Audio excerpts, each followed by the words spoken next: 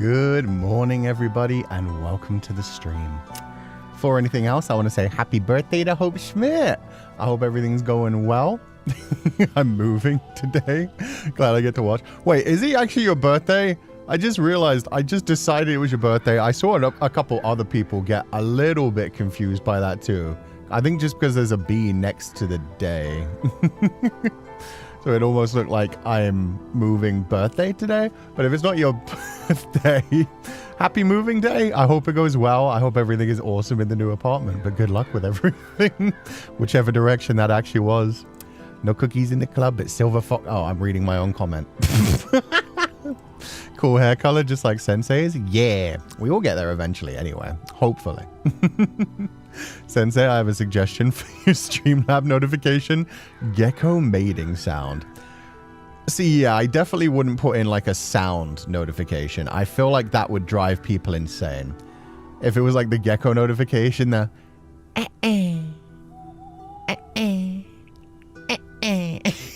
or like the turtle mating call. Like Streamlab for one, and then Super Chat for the other. You either have like the gecko or the turtle.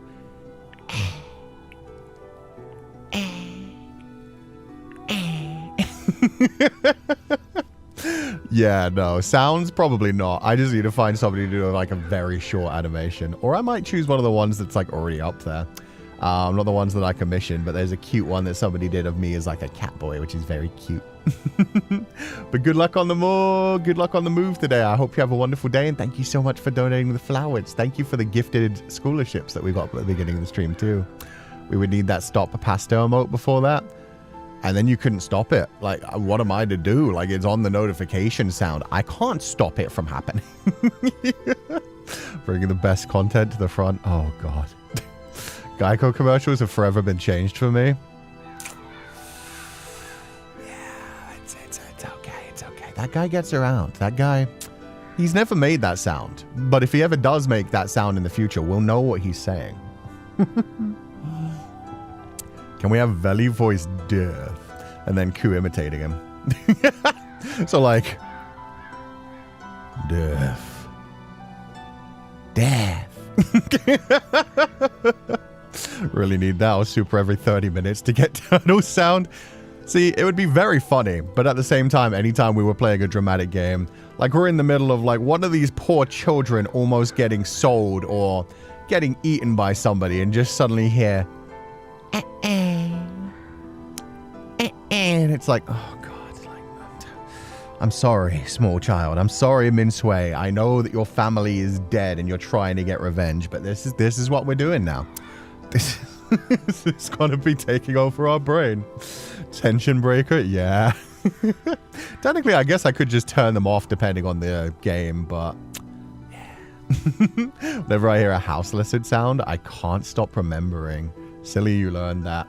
That's one of those things you can't unlearn. That's not like super curse knowledge, but it's curse knowledge in the fact that once it's there, it ain't going nowhere. Good morning, Kuchan. Good morning, Honey Osora. And good morning, everybody. I hope you're all having a lovely day. It'd be fun to enable sounds just for one specific stream. Exactly. To have like 5 on random rotation. That would be kind of fun. Just see how much we can break the tension if we're doing something else. Or if I'm trying to do like a dramatic reading. We could even have like text to voice on.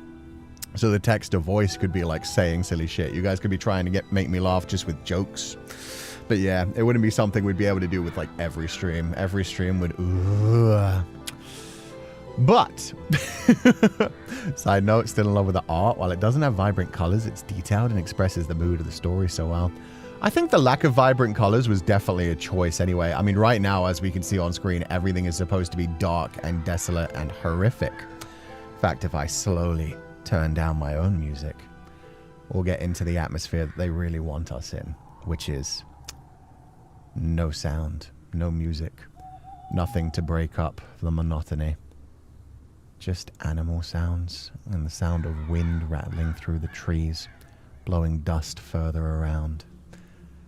Yeah, this is a land where nothing is growing anymore, nothing is thriving, survival is questionable. And we are out of rations almost, because we just traded a bunch of our rations to the soldiers, who very clearly knew that this was the direction we were heading and were just like, oh, we're going to take some food from them. Probably deserting because they're already going through tough times being stationed in an area like this. So they're running. They took our food and we're screwed. I'm afraid Mansu is used to suffering. You can't shock her with that. I don't know about that. She'd still act like she was shocked. She's very good at acting like things are going horrible.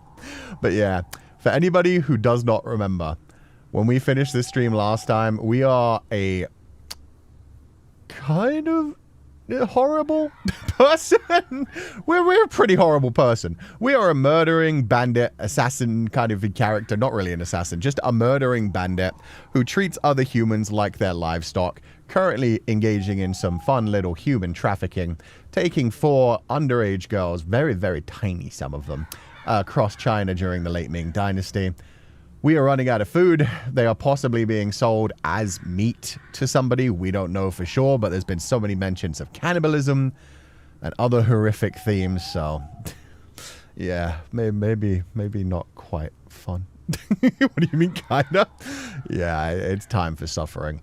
And now we just traded a bunch of our rations to soldiers to make sure that we didn't get murdered by them. They clearly wanted to be on their way as well and get away from this whole scenario.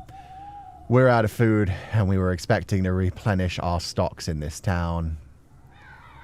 And it doesn't look like things are going to be great.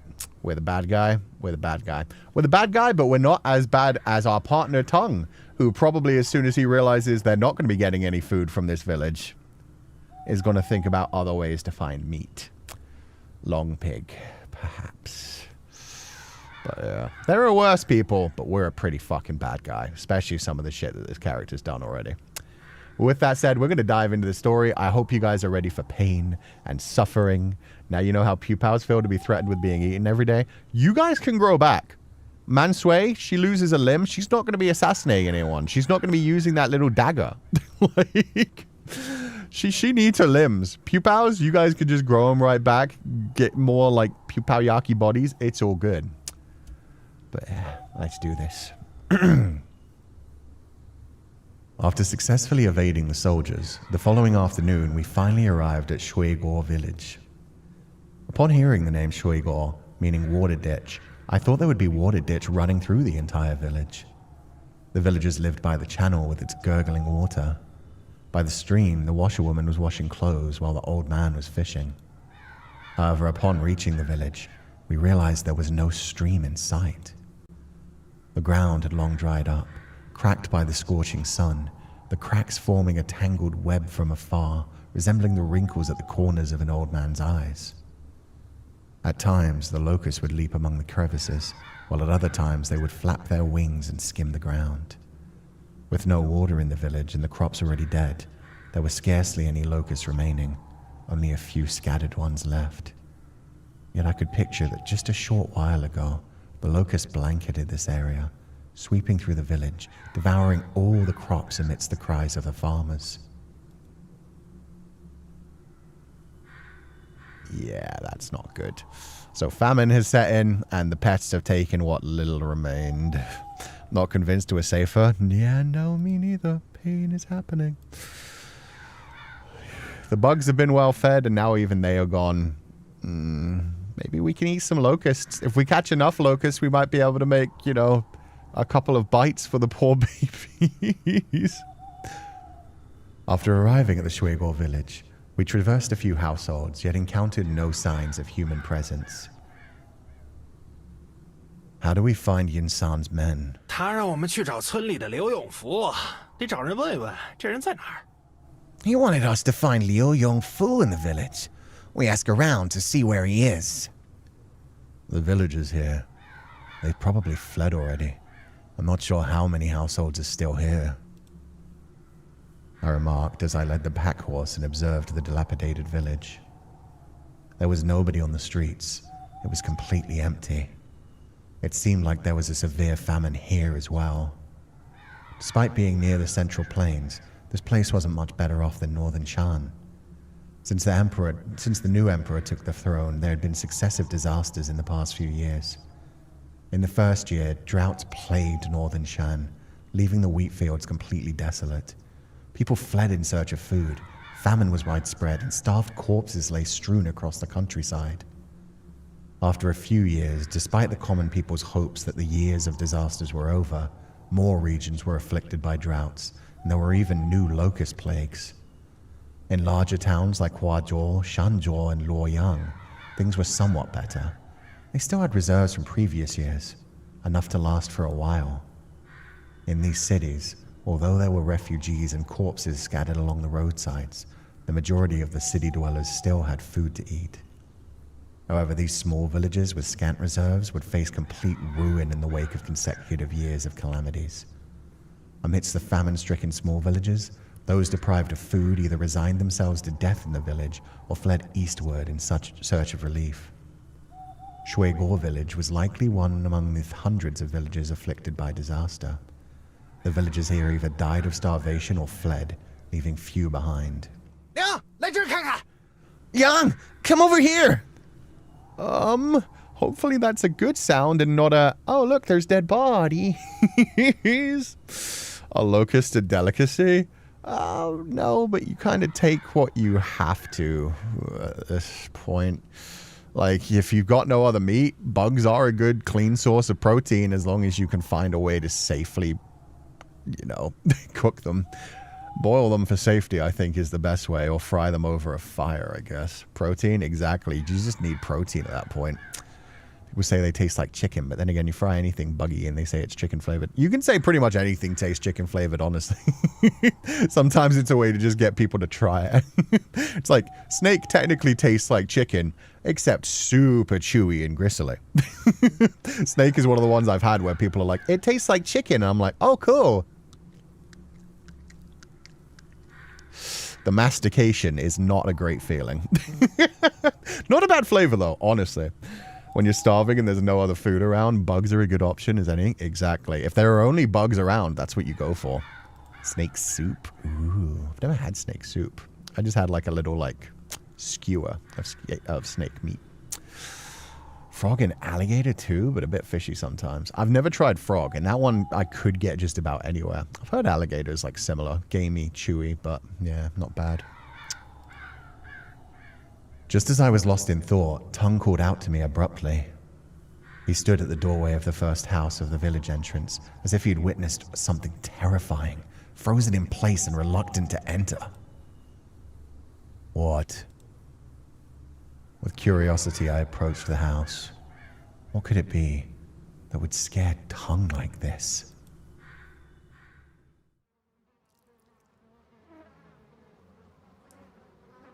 Oh, shit. That's a lot of blood and scattered remnants of meat.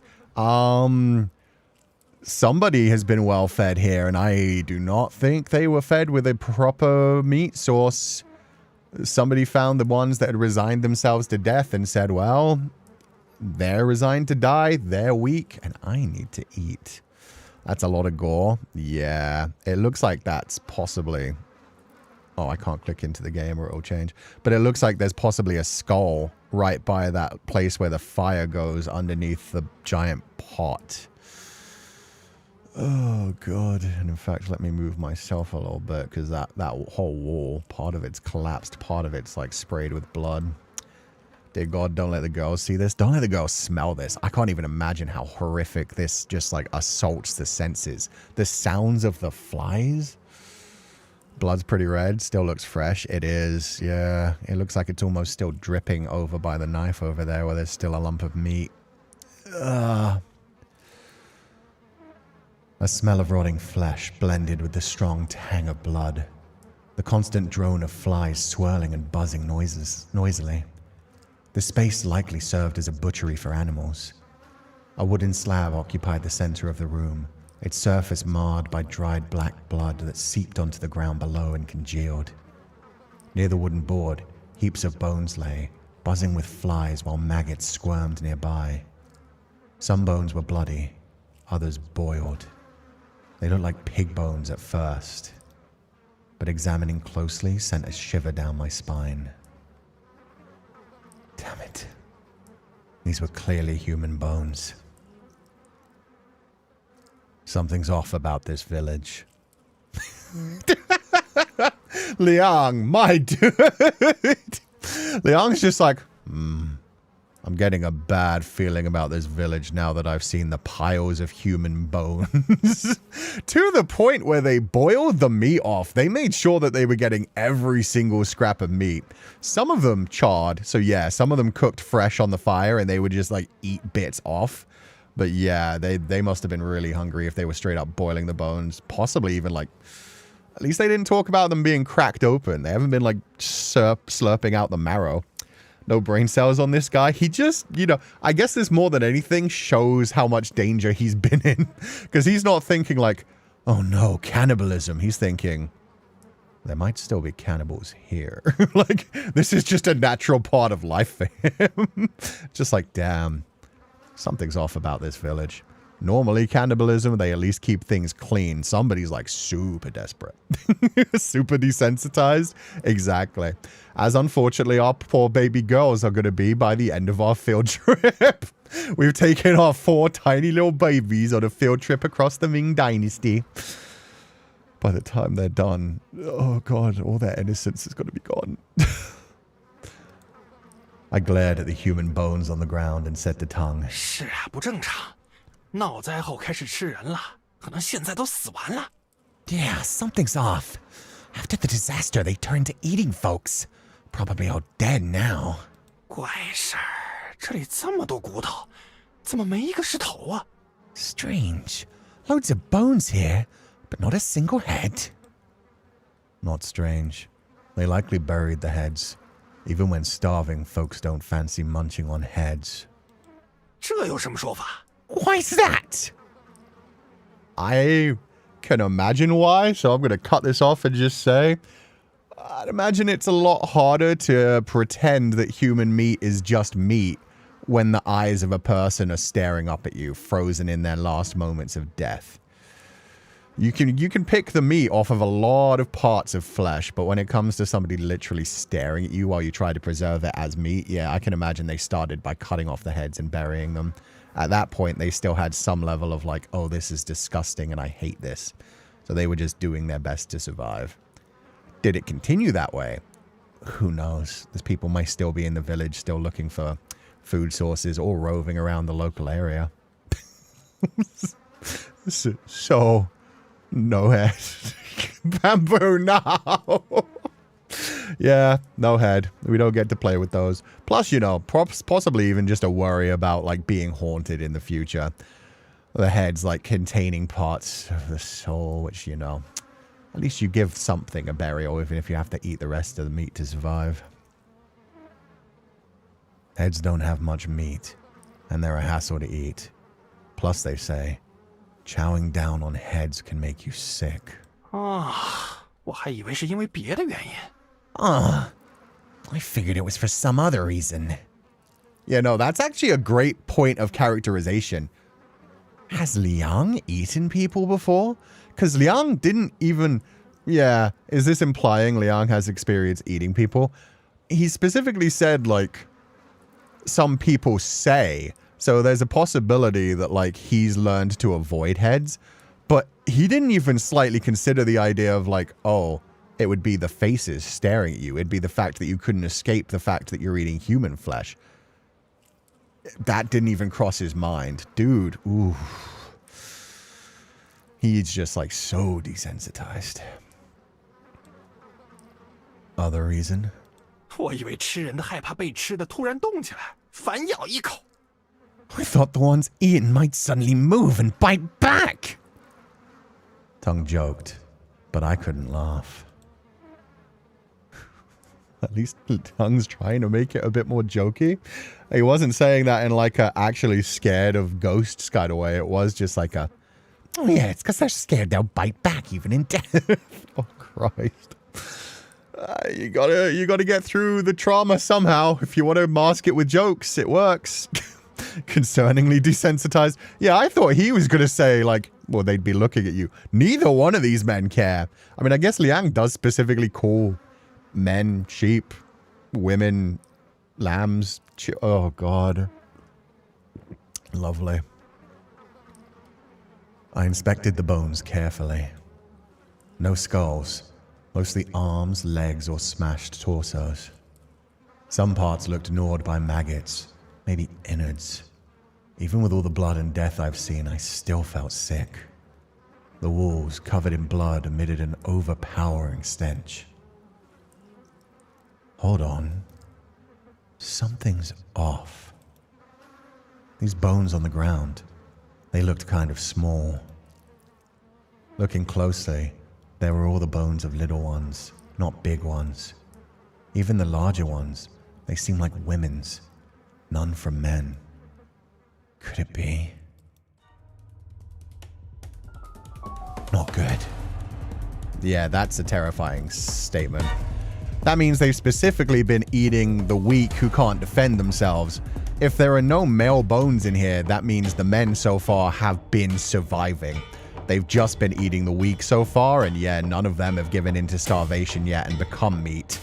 Get the fuck out of there, and especially get the children the fuck out of there. They might have second thoughts trying to attack other wolves, but they will see lambs and think, oh, it's time to feast. A shiver ran down my spine as I realized something was wrong, quickly getting up and heading out the door.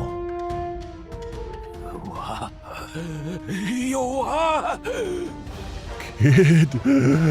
There's a kid! As I rushed out, a voice called out from the distance. From a nearby house stepped out a villager. Scrawny, wearing torn clothes, somewhere in his 40s.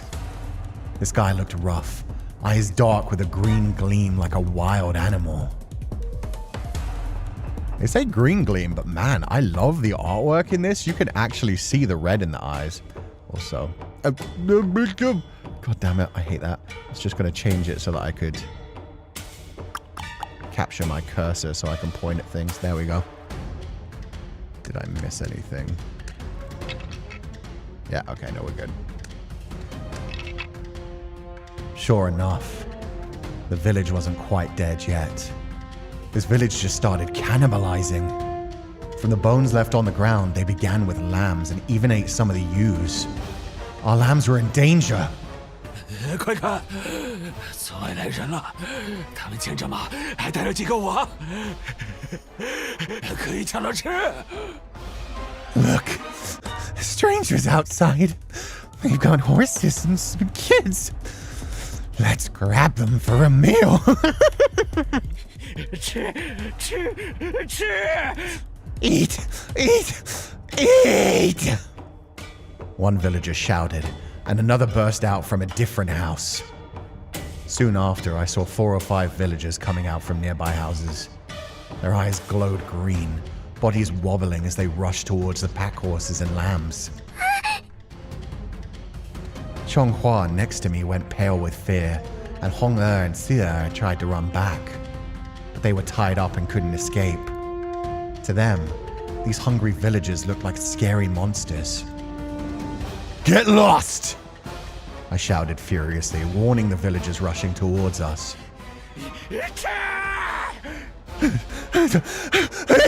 Eat! One villager, red-eyed with hunger, didn't listen to me and still dashed towards the lambs. What a damn idiot! I cursed silently and hurriedly closed the distance. The guy was on the verge of passing out from hunger and wasn't running very fast. I quickly caught up. Instead of stabbing, I lifted my foot and kicked him hard. Thud. He'd been starving for days, barely able to walk straight. Light as a feather, one kick sent him flying nearly 10 steps. The crazy hungry guy tumbled on the ground, rolling over 3 times. After falling to the ground, he lay twisted on it, bones likely broken. He coughed blood, then stared wide-eyed at the sky, gasping like a dying fish. My kick might have ended up being fatal. But hey, he wanted to eat our lambs. He probably ate his own already. If I took his life, he had it coming. Back off! I got a sword! Whoever tries to snatch, I will kill! I shouted at the approaching villagers, keeping the lambs safe behind me. And I pulled out my sword, pointing it at them. The sunlight glinted off the blade, making the villagers step back in fear. 妈的，哪儿来的一群野猴子，敢对我们下手？杀了那么多人，杀你们轻而易举。Damn! Who are these wild monkeys trying to mess with us? We've killed plenty. Taking you out would be a breeze. 敢抢我们的人，一会儿我们几十个兄弟们下山把这村子给屠了。Anyone tries to snatch from us, our bunch of brothers will come down and wipe out this whole village! Tongue whipped out his blade too, adding to our show of force. Smart move, acting like bandits and threatening backup. Normally we wouldn't dare. Even the toughest bandits wouldn't dare raid a village without lots of men. But now they were weak from hunger, probably not thinking straight. And it's a bad year. This village was too far from any official soldiers to reach, so no worry about them warning the nearby towns. The villagers, seeing how I looked, didn't dare come closer. The troublemaker from earlier even plopped down on the ground, kneeling. 饶命啊！饶命啊！ Spare us, please. Spare us. Bro, you just tried to eat my children. Not my children, but the children that currently are under my care. Just fuck off and let us go through the village. You've got another piece of meat. There's one down there that isn't going to get back up. Go for it. How about you eat some actual fucking man flesh rather than just a weak? Ooh, that's a traumatizing picture. Yeah, the description of him flopping around like a fish. Oh, you really get the idea that he is bleeding out badly. The internal blood is just like drowning him at that point. Which is, yeah, said in so few words, but that bit of the translation was spot on, man. Because, yeah, he's literally drowning in his own blood. So even though they don't say that, you get the idea that like he's like a fish flopping around. He's struggling to breathe because of the internal bleeding that is drowning him from the inside. God, gorgeous. And yeah, Liang pointing out, like, they probably ate their own lambs. They probably ate their own children when they got hungry enough, desperate for their own survival rather than trying to give their children a chance at actually getting out of that. Raiding a village ridden with mass hysteria because of human meat consumption and hunger sure takes guts. Yeah, that is the problem as well. I have heard, I don't know how true this is, I've certainly never looked into it, but I have heard that like some people that cannibalize end up like losing their minds because of like some of the parasites, especially if you actually do eat the human brains. Apparently that can like do something to your own body that like really your body rejects and messes with you. Plus just the whole idea of like the trauma level that you have to go through to actually eat other people, let alone the women and children specifically. 村里没东西了，前些日子潼关的关老爷说要去剿贼，把所有鱼粮都拿走了，还捉了村里的几个姑娘去劳局。 There's nothing left in our village. The officials from Tongguan took all our food a few days ago to hunt bandits. And even took some village girls for the army. That's a fucking horrific visual as well. Even the... Oh my god. The officials from Tongguan just stole their fucking girls. And he said girls. He didn't say women for their own nefarious purposes. Oh, Jesus Christ. 现在我们村里什么也没剩下了，没法孝敬好汉了。Now, our village has nothing left to offer. No way to give you. The head villager bowed, and the rest started keeping their distance. I glanced at the villagers nearby and far, counting them quietly. 17. That's how many villagers I saw.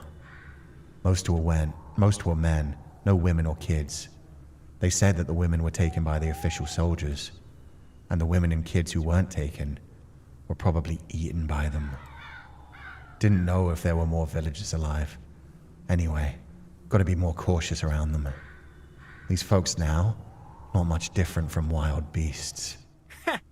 你们也不用慌，我们今天不是来劫财的。 No need to freak out. We're not here to loot you today. 我们只想来找一个叫刘永福的人，带他来找我们。 Just looking for a guy named Liu Yongfu. Want to have a chat with him. 刘永福，那小子1个月前就跑了。Liu Yongfu. That guy ran off a month ago. 跑了？ Run off? 对呀，上个月关老爷来抓壮丁和匪军打仗，刘永福不知从哪听的消息，提前跑了。Yeah, last month officials came to take men for the army to fight bandits. Liu Yongfu got wind of it somehow, and he bolted early. 妈的，这小子倒溜得挺快，他逃去哪儿了？ Damn, that guy ran off quick. Where'd he go? 不知道啊，东边闹荒不厉害，大概是往东逃了。 Don't know. The east is not as bad. Probably headed that way. If you knew the east was safer, why didn't you all run? 逃了呀，村里多半的人都逃荒去了呀。往东边逃的有，向西边逃投反贼的也有。 Most did. They fled for safer lands. Some went east, some west, some even joined the rebels. 我们这些留在村里的，大多都是些老胳膊老腿，走在外面怕被人给吃了。 Us folks who stayed were mostly old and frail, scared to roam outside, afraid we'll be eaten. 都说落叶归根，哪怕死，我们也得死在祖祖辈辈的土地上，省得变成骨灰野鬼。 They say home is where the heart is. Even if we die, we want to die here. Not wander as lost souls. Yeah, you get no fucking sympathy for me. I don't... This man... He's just like, Oh, we just want to live out our days here. We're all old and frail. so fucking pass away. You're killing the women and children that were left over to eat them, to survive for another day. You are a fucking predator. You are not something to feel pity for. The villagers looked at us from a distance, their eyes showing resignation. His idea did make sense. These folks, even if facing death, won't leave. Running away or joining rebels meant more danger for them, and the end might not be better than dying here. It hit me then. Folks like me and Tung, always moving around, might be the minority. Most folks probably live and die in one place. 好汉呐！ Hey, hero. Just as I was thinking, the villager called me again. I looked at him, confused, not sure what he wanted to say. 我说是去打仗就没消息了，老婆也被官兵带走了，如今就剩我一个人了。我饿得发昏，熬不过2天了。 My boy went to fight. No word since. Wife taken by officials. Now it's just me, starving. Can't last 2 more days. 你们能不能大发慈悲，可怜可怜我们，给我们1匹马，或者至少分我们一些粮？ Could you help us out? Maybe with a horse. Or some food. 等灾年过去了，我给你们建庙堂、烧高香。 Once the hard times pass, I'll build you a shrine, offer prayers to you. The villager knelt down, pleading with me in tongue. The rest, all dozen or so, followed suit, tears in their eyes, begging us. One by one, they started bowing their heads. Should I share some food with them? Seriously? I mean... Gonna save right there. For one thing, I don't like the way they worded that. I get the idea. They're trying to share the idea that, hey, we've had it rough too. I had a boy. He went to fight. He did the right thing according to what they wanted. I had a wife. we followed the rules of the officials. She was taken off either for food or for other nefarious purposes, possibly both. Either way, you guys have been eating children and women. You've been preying on those weaker than yourselves, and you're going to keep doing that. If I wasn't here, you would have grabbed these 4 young girls and eaten them. So why the fuck should I spare food for them when they're still looking at these 4 girls next to me and saying like, could you spare some food? Like they're not. Yeah, no. Give them 1%? No, we need what we need. So no, even though I like to do like good things in video games, I don't like these guys. Like there is no part of me that's like, oh yeah, they've been through some rough times. They've been through some horrific times. They were planning on eating fucking children. They've already been eating their own children from the village and women, and they've casted themselves as the victims. They are not the victims at this point. At one point, maybe. Not for a long time. No food for you guys. I need it for me and my babies. Might end up getting me killed. We might have to fight them, but honestly, we can take 17. If they all die with a single kick, they're that close to just completely collapsing. Yeah. At best, they live another week, and then what? Exactly. This place is dead, and they can't travel. They can't go out to actually find new things. They had a rough fucking time. They have lived through horrible, horrible shit that nobody should have to live through. But then to continue living, they have done despicable things and were about to do even more horrible things. And if there were just children who wandered in here looking for safety, being like, finally a village, adults, can you save us? They would have just grabbed the kids, sliced them to pieces, and cooked them as meat. No food for you guys. Ooh, I got achievement. Careful consideration. In turbulent times, every action must be cautious and calculated. True. Maybe just for a second, I felt a bit sorry for them. But when I remembered that bloody room and all the bones of the weaker ones scattered around, my sympathy disappeared. No. No horse, no food. Anyone tries to rob, I'll kill them.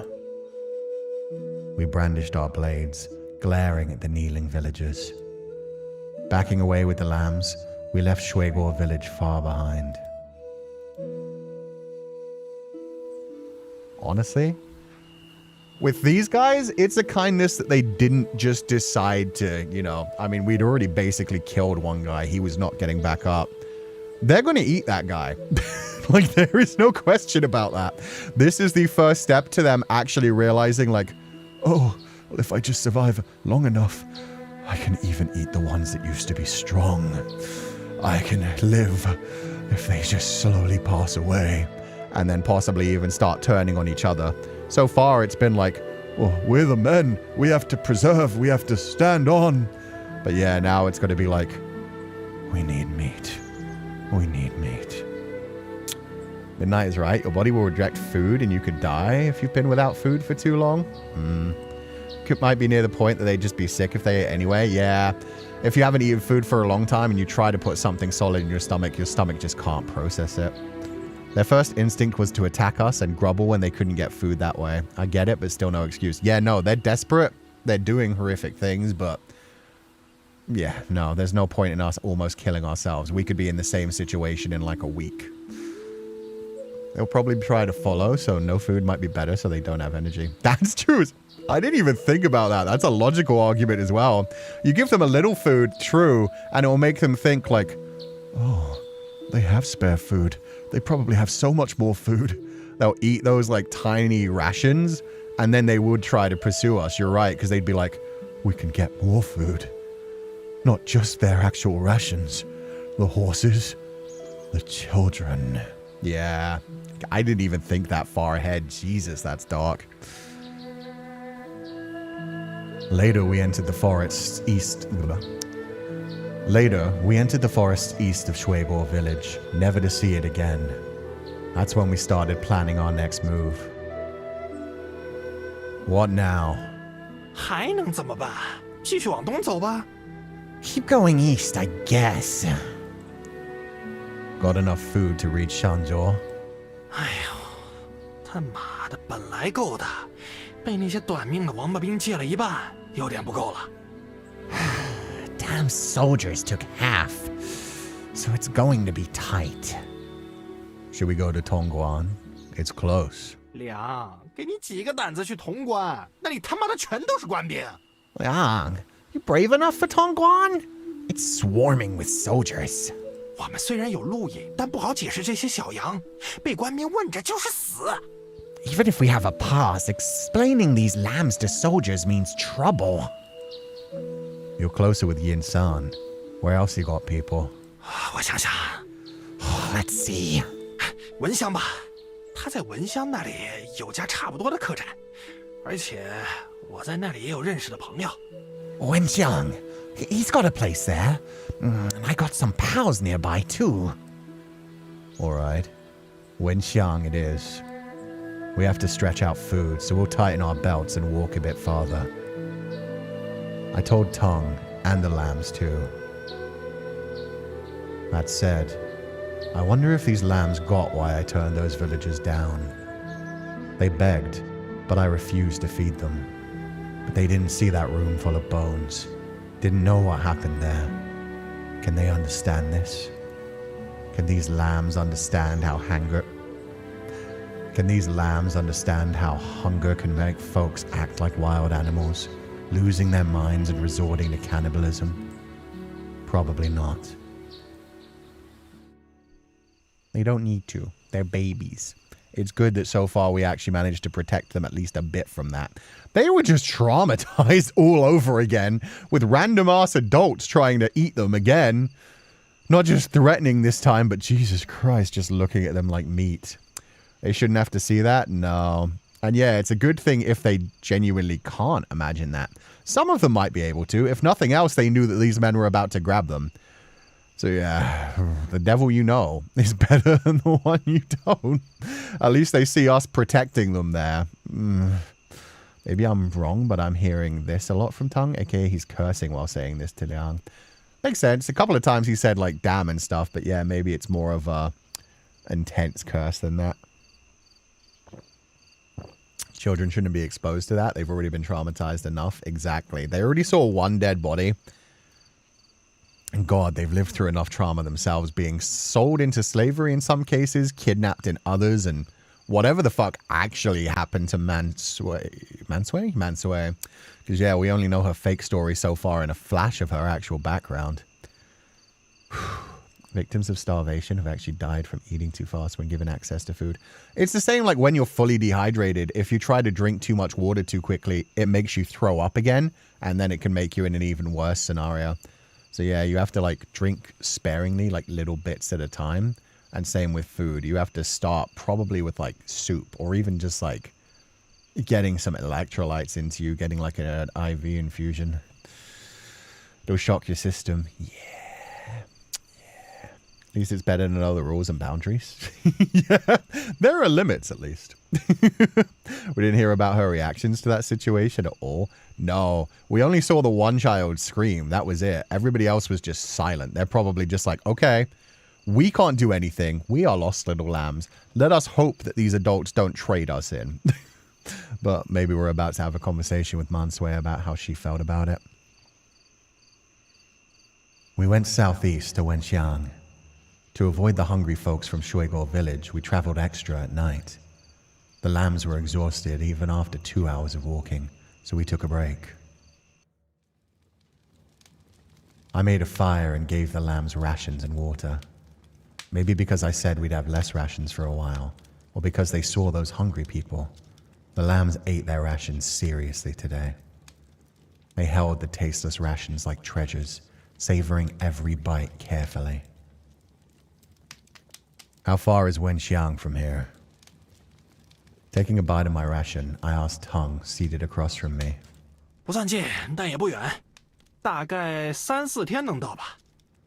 Not super close, but not far either.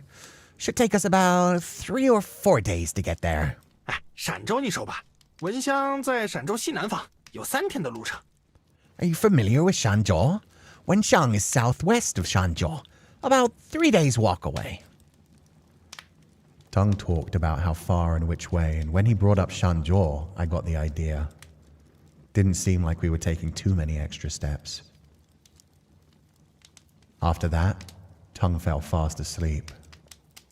It's my turn to keep watch. Wouldn't have been able to sleep anyway. Those villagers got me thinking. First fierce and mad, then scared and humble. Were they like sheep? No. They fought for survival. Sheep are more numb, taking the pain without a peep. Wolves? No, too pathetic, begging on their knees. So what were they? What animal? 良爷， Master Liang? As I thought about the villagers from earlier, I heard a soft call nearby. It was Mansu calling me. What's up? That's an interesting question. He's trying to, like, figure it out in his mind.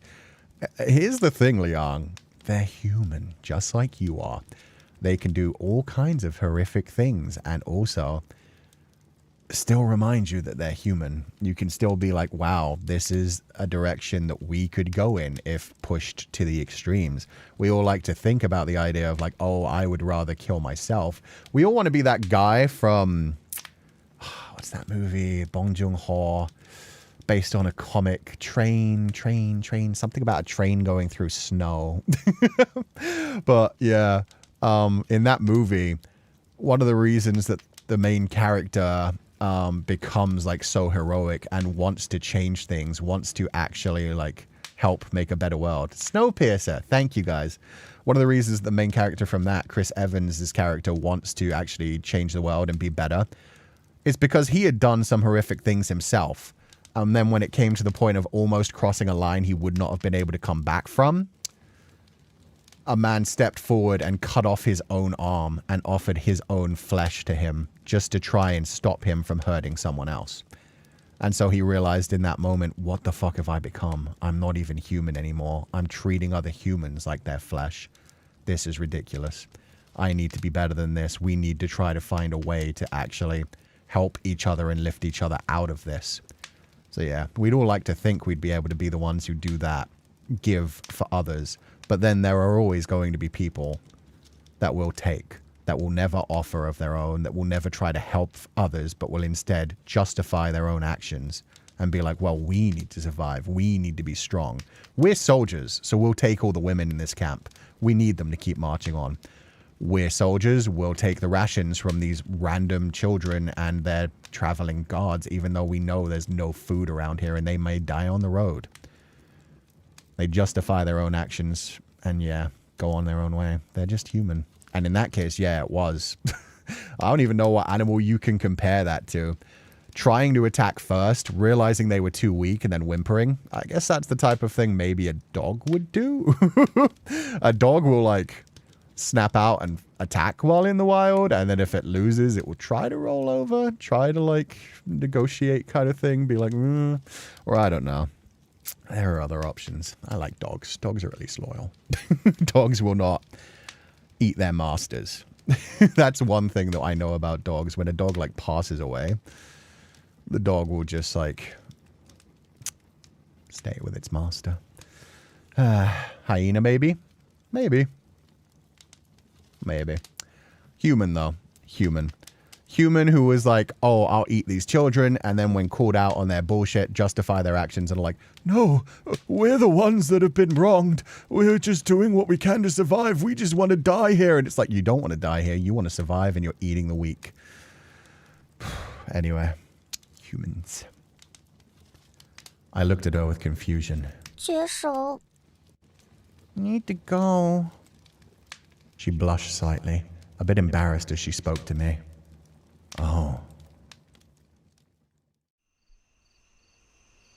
She's always finding excuses to be alone with Liang as well. She's working on him. She's like, I'm going to make him endeared to me so that he won't, like, hurt me. She knows her psychology. I untied Mansu and took her to a spot downwind, about 50 steps away. She really needed to go. No fooling this time. She was shy and asked me to give her some space. I couldn't see anything, but I heard some noise. After she finished, she took a bit longer before coming back to me. 谢谢梁爷陪我出来解手。天这么黑，我自己的话肯定不敢。Phew. Thanks for coming with me to pee, Master Liang. It's so dark out here. I wouldn't dare alone. Don't trust this. Huh? You're scared of the dark, lass? 怕，我当然怕黑了，都不敢自己走夜路。Yeah, I'm totally scared. I wouldn't dare walk alone at night. Oh. Speaking of which, you scared off those villagers. Oh. Oh. Speaking of which, you scared of those villagers earlier? 怕啊，当然怕。他们看起来好像要吃了我们嘞。Yeah, really scared. They look like they wanted to munch on us. 梁爷，今天你和星爷看了一间屋子，那个屋子有什么？ Hey, Master Liang, you and Master Xing checked out on a house today. What was in there? Mansu curiously asked me. Should I tell her what was in that house? Oh my god. I mean, I kind of want to see her reaction. Should we traumatize the baby? Because here's the thing. For one thing, I love how she is canonically the oldest of the children, and yet she's putting on a voice to sound even younger than any of the rest of them. The only one who sounds younger than her is the straight up 6-year-old. I think she's older than she's pretending to be. I think she's seen more things. And the whole like, yeah, I'm totally scared of the dark. You whipped out a knife in the dark and tried to stab me in the throat. Like, you feel perfectly at home in the dark, and I am not falling for this. I still think you're a cool kid and you deserve whatever vengeance quest you're on. But at the same time, yeah, I kind of need to see your reaction to this. I'm going to describe it and see, like, how good you are at acting like you're afraid. I think we should be honest to her. Her in particular, yeah, I just kind of want to see her reaction because that will be quite telling. Maybe a hyena. Hyenas have a tendency to try hunting lionesses and their cubs and back off when they can't. Oh, that is pretty spot on then. If hyenas do that and literally we'll just realize like, oh, we've lost this fight. Many species of animal do cannibalism. Some from desperation and some simply because why not? Many reptiles cannibalize smaller/younger ones. Yeah. I mean, there are even breeds of rodent that just straight up eat their own young just because. Just because. Think you win more in telling her the truth? Yeah, exactly. I don't know if I need to preserve this child's innocence. At least when it comes to violence and bloodshed. But telling her the reaction will give me some more information. Tell her. This one's tougher than the rest. She can handle it. Plus, it'll be a good scare. Might toughen her up a bit. In that house, there was a room with a wooden board covered in blood and meat. Blood all over the walls. Bones on the ground. 是人的 People? Yeah, lots of folks. Mostly kids. The village was hit bad. Folks starving, so they started eating kids. What's in that house was just the leftovers. I told Mansu coldly, keeping an eye on her reaction. She looked surprised when I told her, but didn't seem too frightened. Huh. Maybe she's just acting tough. If I were her age, I'd be scared out of my wits by that hellish scene. 梁爷，其他孩子不会跟星爷说我不是哑巴的事吧？ Master Liang, the other kids won't go blabbing to Master Xing that I can talk, right? Just as I was wondering if she was scared of that house, she hit me with a question out of nowhere. No, they're too scared of him. Wouldn't dare to talk back. 也是，他们都怕星爷，毕竟星爷之前差点想杀翠儿。 Yeah, everyone's terrified of Master Xing. Remember when he nearly killed Suyar? 我觉得大家是喜欢梁爷的，有事的时候，大家现在都找梁爷。 Oh, I think everyone likes you, Master Liang. Whenever there's trouble, they all come to you now. Stop with the sweet talk. I haven't forgotten how close you were to killing me. 良也真记仇。 You sure don't forget about things. She's so cute. She's so good at her job. That it sounded like a wounded baby animal. 良也真记仇。 God damn it. It's hard. It's hard to remember. She's secretly an assassin or some shit. She's planting the seed of us turning against Liang. Yeah, possibly. But I also think she's more afraid of, like, once they get to the swine demon or wherever they're getting to, I think she's more afraid of that than, like, Liang or Tong. I think with Liang and Tong, it's a thing of, like, okay, these guys want to use me as money. They don't want to hurt me. They don't want to damage their goods. I'm worth more to them alive than dead. Meanwhile, once she actually gets to whoever they're being sold to, swine demon or whatever the fuck it actually is, yeah, then it's a question of, will the girls be like, well, actually, Mansu can talk. She was just faking it. She talks. And yeah, try to throw her under the bus. It's like, do I have to kill these girls? Like, I feel like that's the question she's asking right now is, Master Liang, what do you think? Are they going to sell me in? Like, are they going to, like, ruin my whole thing before I manage to, like, get people to trust me? Do I need to, like, make some children disappear on this journey? Seems she's a perfectly trained spy. That's what I'm imagining. At the same time, I may be way overestimating her. It could just be she's a very traumatized girl and everything is just coming naturally to her when it comes to surviving. The other villagers were screaming to get the kids. She can put 2 and 2 together. Yeah, even the other, like, 9-year-old should be able to figure that out. The 9-year-old should realize, like, oh, they wanted to eat us.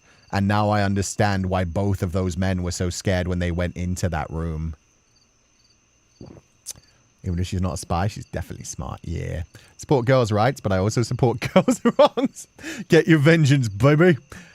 If it is vengeance, I mean, we'll see as it goes on, but yeah, I hope she's not planning on thinking about, are these other girls going to be a liability? Does your butt still hurt? 不疼了。 No, it's fine now. Is what you said about your sister and the swine demon true? 是真的。我们只要一到洛阳，就会被送到妖怪的餐桌上。 Yes, it's true. Once we get to Luoyang, we'll be fed to the monster. 但是，我不怕，我要给姐姐报仇。 But I'm not scared. I'm gonna get revenge for my sister. I frowned, staring at her intently. She looked determined, not like she was lying. When she said revenge, I could feel her resolve. But how could an 11-year-old kid like her seek revenge against a man-eating swine demon? If it's true, should Tong and I really take them there? I fell into thought. Not good. As a wolf, I shouldn't even care about this question. The lives of these lambs were none of my concern. I lived for me, not them.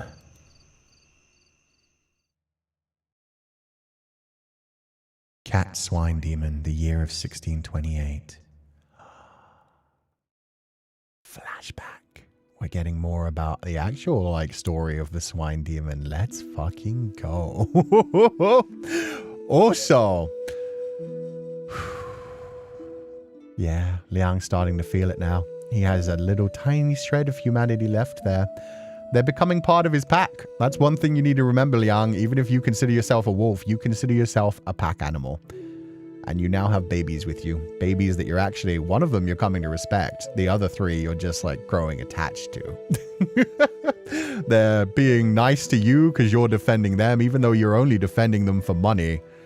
That weighs down on somebody when you realize that you're selling them to a demon who wants to consume them. Little bro in the back still well fed? Oh yeah, he's stuffing his mouth. You can literally see his cheeks are swelling. The dad does not look comfortable. Ugh. But yeah, let's see what they did to Mansu when the famine started to hit her town, I'd imagine. It was hot, and the ground was really dry. I sat in front of my house, lost in thought, with my arms around my knees and my chin rested on them. I'd been crying. My tears flowed and my nose ran too. I hadn't been drinking much water, so I didn't shed too many tears even though I cried my heart out. 穗儿，别生气了。Swear, don't be mad. 我们煮了那狸奴也是没办法。We really had no choice but to cook the cat. Oh no, the kitty she'd been taking care of, the one she'd been feeding the tiny fish that nobody else would eat. Mansu, I'm so sorry. And the little brother is just eating it. She can't even bear to eat it. No wonder the dad looks so devastated. He knows how much she cared about that cat. Oh God. That must be devastating for him as well. 他本来就要死了，都趴在地上不叫了，眼睛眯着，本就难活过今天了。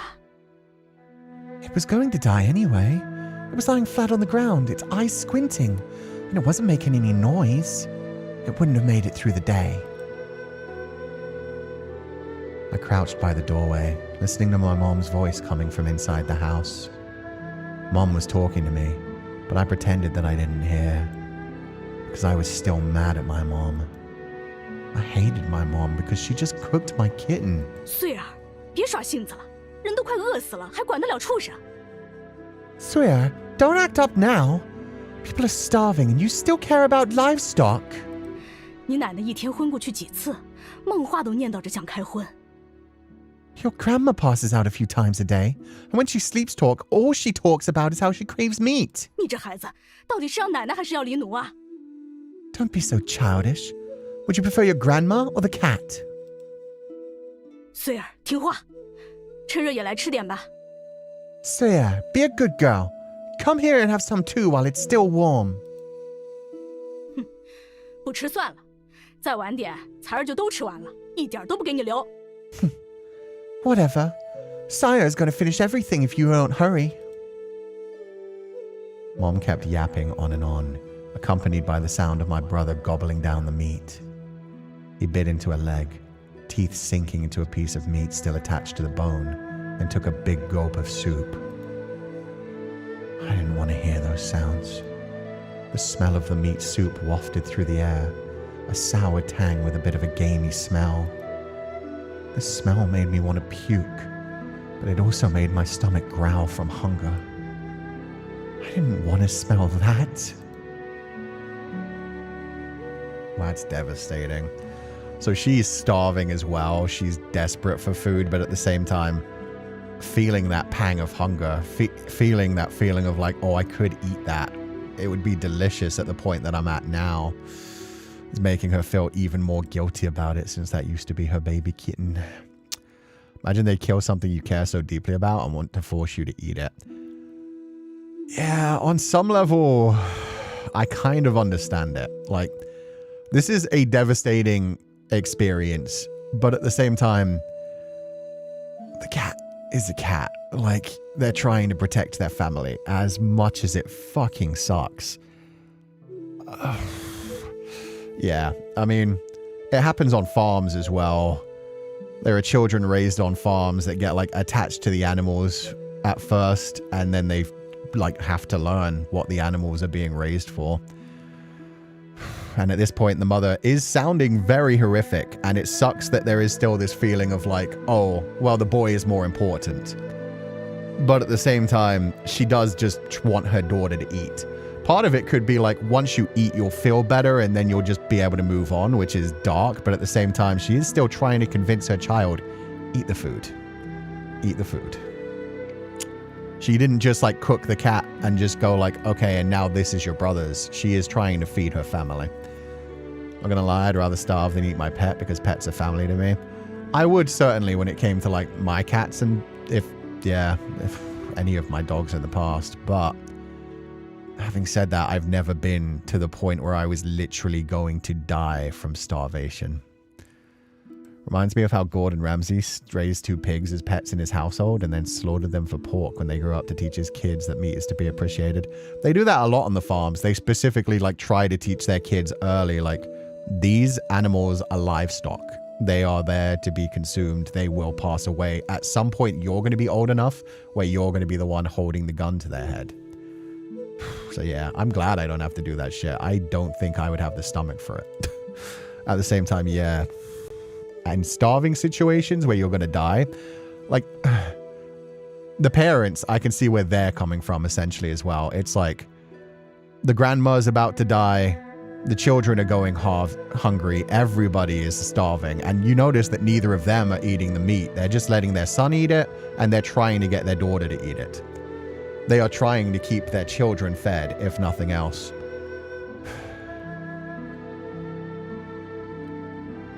I tried hard to cover my ears and also wanted to pinch my nose shut. But I couldn't do it because I only had 2 hands. So I drooped my head and pressed my entire face against my knees till it was hard for me to breathe. The gap between my knees made it difficult for me to hide myself and escape from this home I didn't want to be in. 连云，素儿正心情不好，别去扰她了。 Liang Yuan, Su'er is not in a good mood now. Stop bothering her. 让她自己静静。女儿也大了，她能想明白的。唉。 Just leave her be. Our daughter isn't a kid anymore. She'll come around. I heard that deep sigh from Dad. Lately, Dad had been a drooping wheat stalk, lacking vitality, spending his days sighing with his head hung low. It had been a long while since I last saw the dad who used to smile constantly and provide a sense of security.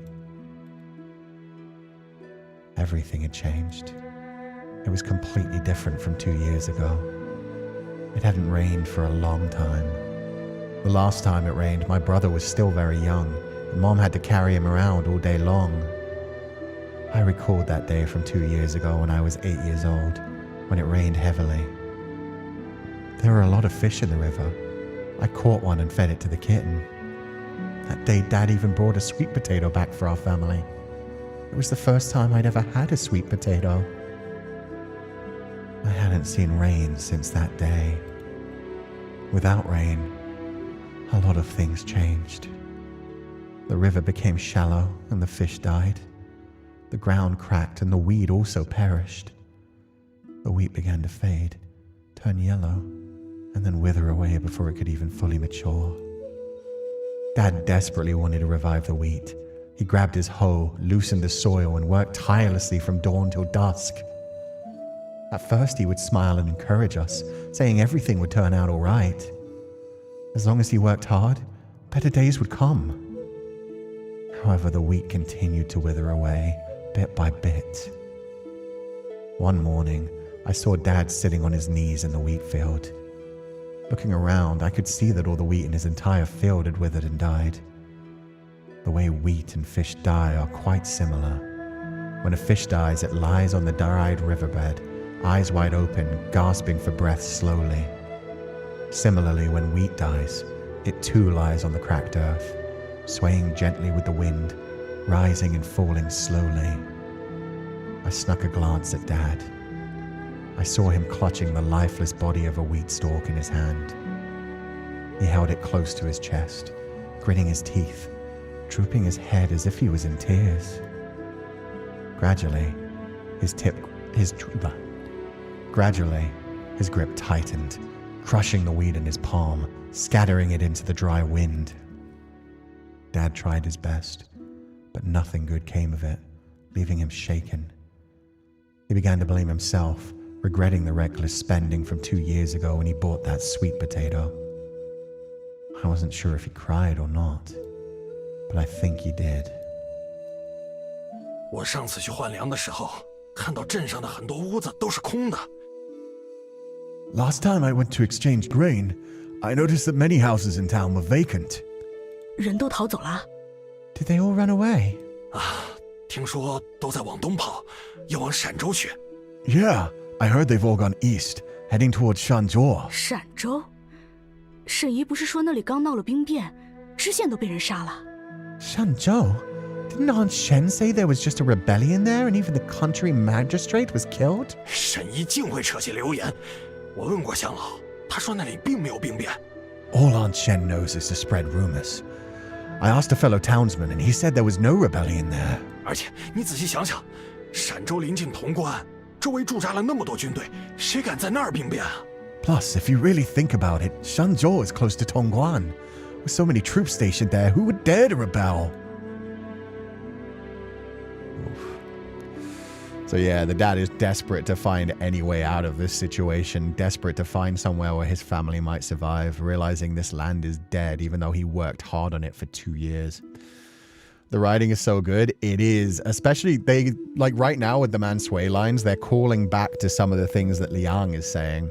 So Mansui is already starting to get into the same headspace as Liang. The way she mentioned that the way that wheat dies is similar to the way that fish dies. Fish flop around on the dry earth. Wheat like sways in what's left of the wind, rising up and down on the dry earth. So yeah, she's already starting to realize life is all pretty much the same.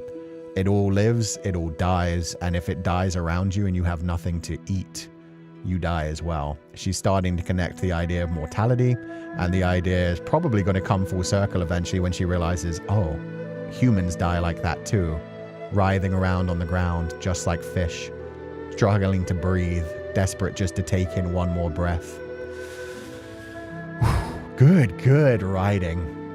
Father being a drooping wheat in the midst of a famine, this writing is so good. And since their name, Mansui, at least Mansui, comes from the idea of a healthy wheat field. I forget which part of it, but yeah, her name is a reference to like healthy, abundant wheat fields. So him being dried wheat now is just saying like the whole family is dying out. As the land dies, so do they. They're all justified in their actions. It's just the times that are forcing them to do this for survival. I think that's the thing. If it was a case of like, I'm going to starve to death with my pets, I'd like to think that I would let that happen. I'd like to think I would pass away and not care what happened after. I would like preserve my morality. And I just don't think I would be strong enough to hurt my pets who I love. If it came to the case of my loved ones passing away, the case of like a father having to feed his family, even if that was his cat or his animal, rather than just his daughter's pet. Oh God, that's a tough decision to make, but Sway is wheat is. Okay, yeah, so Sway didn't eat the kitten. How did she survive? Maybe they had some other source of nutrition. I guess we'll find out. They are already leading it into the idea of like, hey, humans are going to start dying soon. I was still sitting at the doorway, watching the barren land in the distance while eavesdropping on my parents' conversation. They mentioned some towns to the east like Shanzhou and Tongguan. What kind of places are Shanzhou and Tongguan? What is a rebellion? 现在怎么办？家里的存粮也不多了。What now? We don't have much food left in the house. 我反复算了一下，咱家这5口，哪怕每天泡稀粥，也只够吃1个月。I did the calculations a few times. For our family of 5, it'll only last us a month, even if we have thin porridge every day. 要么我们也往东逃。Well, should we also escape to the east? 不行，娘走不了，2个娃儿也还小，咱们挪不动啊。No, Mom isn't fit for travel, and our 2 kids are still too young. We can't carry them around. 而且现在所有人都往东逃，关岛、山里都是蹲着抢粮的盗匪，不好走啊。Plus, everyone is fleeing to the east. Bandits are camping in the mountains and by the main roads, looking to rob food. It's not safe for travel. 可这样下去，吃不上饭要怎么办？ But if this keeps on, what should we do if we run out of food? 镇上的当铺还开着，我明天再去当些东西，再去找乡老买些粮。The pawn shop is still open in town. I'll go pawn some more stuff tomorrow and buy some food from the townsmen. 要么把我的镯子也当掉吧。Pawn my bracelet too, then. 那是你爹留给你的，还是算了吧。Your dad left you that. Forget it. 当掉吧，现在粮价一直在涨，趁早当了买粮。等灾年过去，我们再把它赎回来。Just pawn it. The price of food keeps going up. It's better to pawn it now and buy the food early. We'll get it back after the hard times pass. 可是 But... Oh, that's so sweet. She's being very smart about this. She's right. The later it goes on, the different value you're going to have between a beautiful bracelet and food. At first, everybody wants to trade for luxury items. They're like, food? Oh, we have that in abundance. Yeah, people are getting hungry, but I was very wealthy. I was rich. I've stockpiled food. I can last for several months. And this will pass in time. You don't think like, oh, this has got to go on for 2 fucking years, let alone go on for another 3 to 5 years after that. So yeah, it's the feeling of like, eventually they will start to realize, oh, my food sources are going down. I better start raising the prices of food even more, even though I'm already pretty much extorting these people. Now that I realize that I might be in danger, maybe I won't even start selling my food anymore. Maybe I'll just keep what I can and lock myself inside somewhere safe where nobody can get to my stores. And that's what I'm worried about as well. If they actually do make this trade and get a good deal of food, and then people hear like, oh, did you hear? The Man family, they just bought like a bunch of food. They sold like all their items, carted off like 2 big bags of rice. And then somebody else who's starving in the village, who doesn't have anything left to sell, who doesn't have a cat to cook, is just going to be like, oh, only 2 people, 2 children, a lot of food. Oh, God. Then say maybe I wouldn't care about my loved ones or pets. I would choose a less painful way than starvation. And that's fair as well. When times hit that hard, that is the option a lot of people take. Can imagine that they had to resort to eating grandma if she passed out from starvation. That's what I was thinking. I'm wondering if Dad's got to come back one day like, hey everyone, we've got some meat. He's got to like look as happy as he possibly can, but the light in his eyes has got to be fucking gone. He's got to cook up the meat and everybody's got to have a good meal, and he's just going to start crying at the table. They're going to be like, hey Dad, when are we going to invite grandma in? Doesn't she need to eat too? He just keeps crying. Dad? They stare at the bowls of meat in front of them. Oh, God. Honestly, this is overall such a beautiful family. They all try to look out for each other and genuinely care for one another. Yeah. Yeah, that's what I was worried about. I was so ready for the mother to be like, oh, let's just leave your mother. And the children, we can take them for as long as we can, but they'll have to be strong. Like, I thought she was going to go into full survival mode, but at least, like, right now, they still have things to sell. They still have options. As their options get more limited, we'll see what happens. Mom and Dad were still discussing about exchanging food. I heard Mom was going to pawn a bracelet. That bracelet looked quite lovely. It was part of the dowry left to my mom by her family. The kitten was eaten because we needed to eat. Mom was going to pawn her bracelet so we wouldn't starve. Perhaps I should forgive Mom?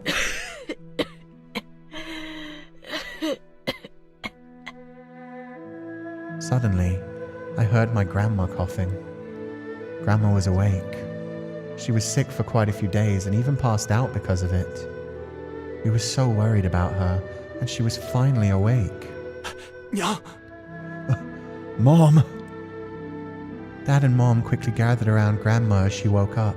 刚才你们是不是给我喂了点汤啊？ Did you just feed me some soup? 对，给娘喂了一点汤，我喂的。 Yes, we fed you some soup. 什么汤啊？酸味儿那么重。 What kind of soup was it? It was so pungent. 黎奴的肉汤。 It was cat meat soup. 哎呀，怪不得啊！ Oh, no wonder. 啊，汤还有一点儿，娘要不要再喝点儿？ There's still a bit of soup left. Do you want to have some more, Mother? 不要，我不喜欢黎奴的味道。 No, I don't like how cat tastes. 而且呀，我马上要去见阎王爷了，不必给我喝汤了，你们自己喝吧。 Plus, I'm going to kick the bucket any minute now. I don't need to have more soup. You can have it. 娘，不要说这么不吉利的话，你的气色比昨天要好多了。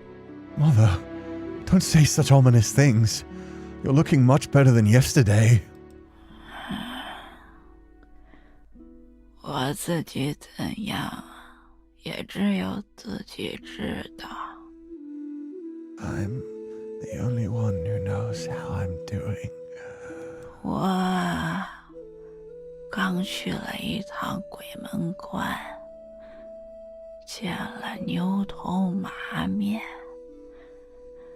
他们想用锁链套我，我一甩身子，给挣开了。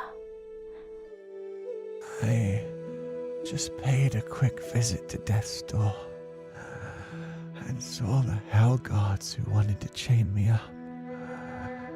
But I managed to wriggle free. 我不是怕跟他们走，只是有事儿还没跟你们说完啊。 It's not that I was scared to go with them. I just had stuff that I hadn't finished telling you about. 娘，你说吧。 Go ahead then, Mother. 这灾啊，来得突然，但想来也早有预兆。 The disaster seemed to have come out of nowhere. Come to think of it, there were signs of it long before.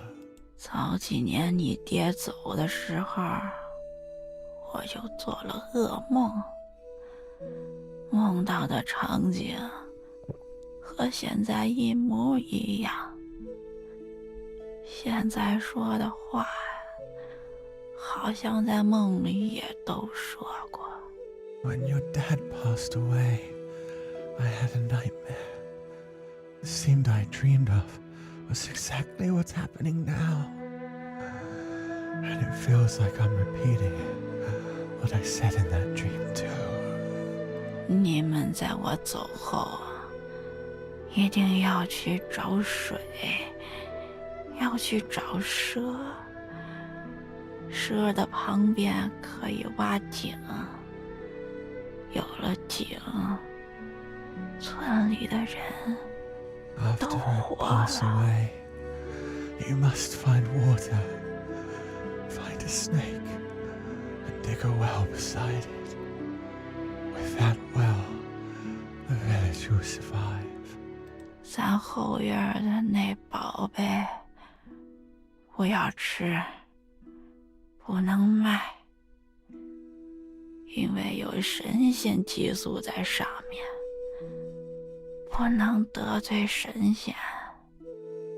Do not eat that treasure in our backyard, for a deity resides in it. We must not offend the deity. 我想见彩儿，彩儿在哪儿啊？ I want to see Sire. Where is Sire? Oh, she didn't ask for Mansu. Premonitory vision? Premonitory vision? Yeah.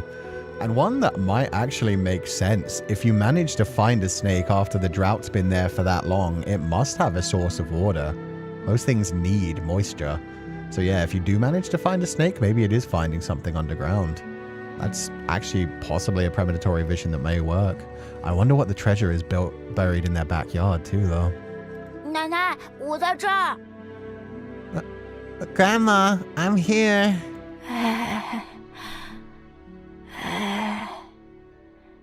彩儿真乖。 You're such a good boy, Sire. Grandma called out to my brother once, and my brother ran over to her side. Grandma tended to be more affectionate towards my younger brother than toward me. Whenever something happened, she would usually call for him first. She would often forget about me. Sir 呢？ How about Shuigou? However, I was caught off guard. This time it didn't take long for her to call my name. I stood at the same spot, hearing Grandma calling my name. I wasn't sure why, but I was getting a bit nervous. I wasn't sure how I should face her. Not long ago I got mad at Grandma because Mom said Grandma wanted to have some meat, which led to the kitten being cooked.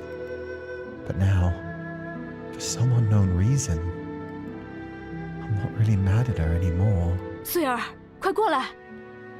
Sawyer, hurry and come over here. Mom called out to me. I didn't hold a grudge anymore. Instead, I obediently sat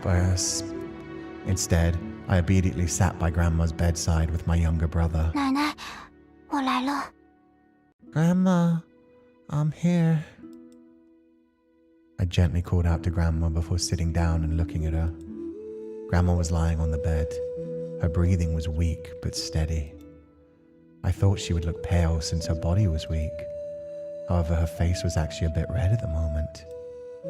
The wrinkles on her forehead smoothed out, and a smile graced her lips, giving her a gentle and kind appearance.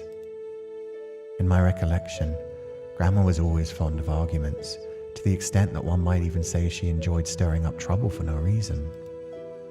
Whenever someone in the family did something slightly wrong, she would follow them around, nagging for half the day.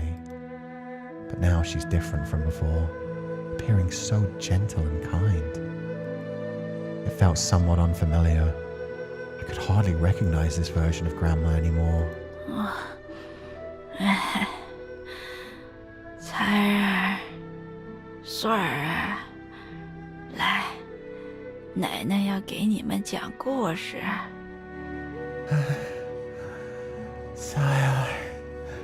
Sawyer, come. Grandma has a story to tell you. 娘，你这身体还是好好休息吧。 Mother, you should get some proper rest first. 哎，不休息，我比刚才感觉更有精神了，睡不着了。 No, I'm feeling much better now than earlier. I can't sleep anymore. 我就想给两个娃儿多讲点故事。你们忙你们的，就不要管了。 I just want to tell these two kids a story. Just go do your thing and stay out of this. Oh, I love that. She's like, I'm about to pass away. I will get my damn final words. I'm not going to survive. Don't try to put me back to bed. Just let me have another moment with my grandchildren. Grandma gasped for breath as she scolded Dad for attempting to get her to rest. In that moment, she bore a striking resemblance to the grandma I knew so well. 彩儿啊，之前听过鬼差的故事吗？ Sire, have you heard the story about the hell messenger? 没。 No. 那吞妖的故事呢？ What about the story about the swine demon? 也没。 No, I haven't. 哎呀，那看来奶奶之前净给穗儿讲了，都没给你讲。 I guess I only told the stories to Sawyer, and not you. 那我先讲吞妖的故事吧。 Let me tell you the story about the swine demon first. 几百年前，华州附近的华山上住着一头吞妖，修为千年，专吃小娃子。 A few hundred years ago, a swine demon resided on Mount With 1,000 years of cultivation, it preyed on little kids. 4个小娃子被捉了去，其中有个勇敢的娃子藏了一把刀，准备要杀那豚妖。 4 kids were captured, and there was one brave kid who hid a knife and was going to kill that swine demon. Grandma told us the story about the swine demon.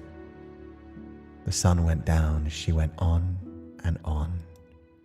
The sunlight in the room grew dimmer and dimmer, as did the light in Grandma's eyes. When the night came, Grandma's voice grew increasingly faint. Each word seemed to be a struggle, with her trying hard to breathe while speaking through her clenched teeth. Eventually, she stopped before finishing the story. I thought she fell asleep at first, but I didn't hear her breathing. Dad came over and touched Grandma's wrist, then stood there absent-minded without saying a word. I also touched Grandma's wrist. It was icy and cold. After that, Mom and Dad gathered around Grandma and cried. My brother started crying too after seeing them in tears. The room echoed with the sound of weeping. I was stunned and stood still. As I glanced at everyone, I felt as if my heart was being gouged out with a knife. But I didn't cry. Earlier today, I'd already cried all my tears for the kitten. By the time midnight came, there were none left for my grandma.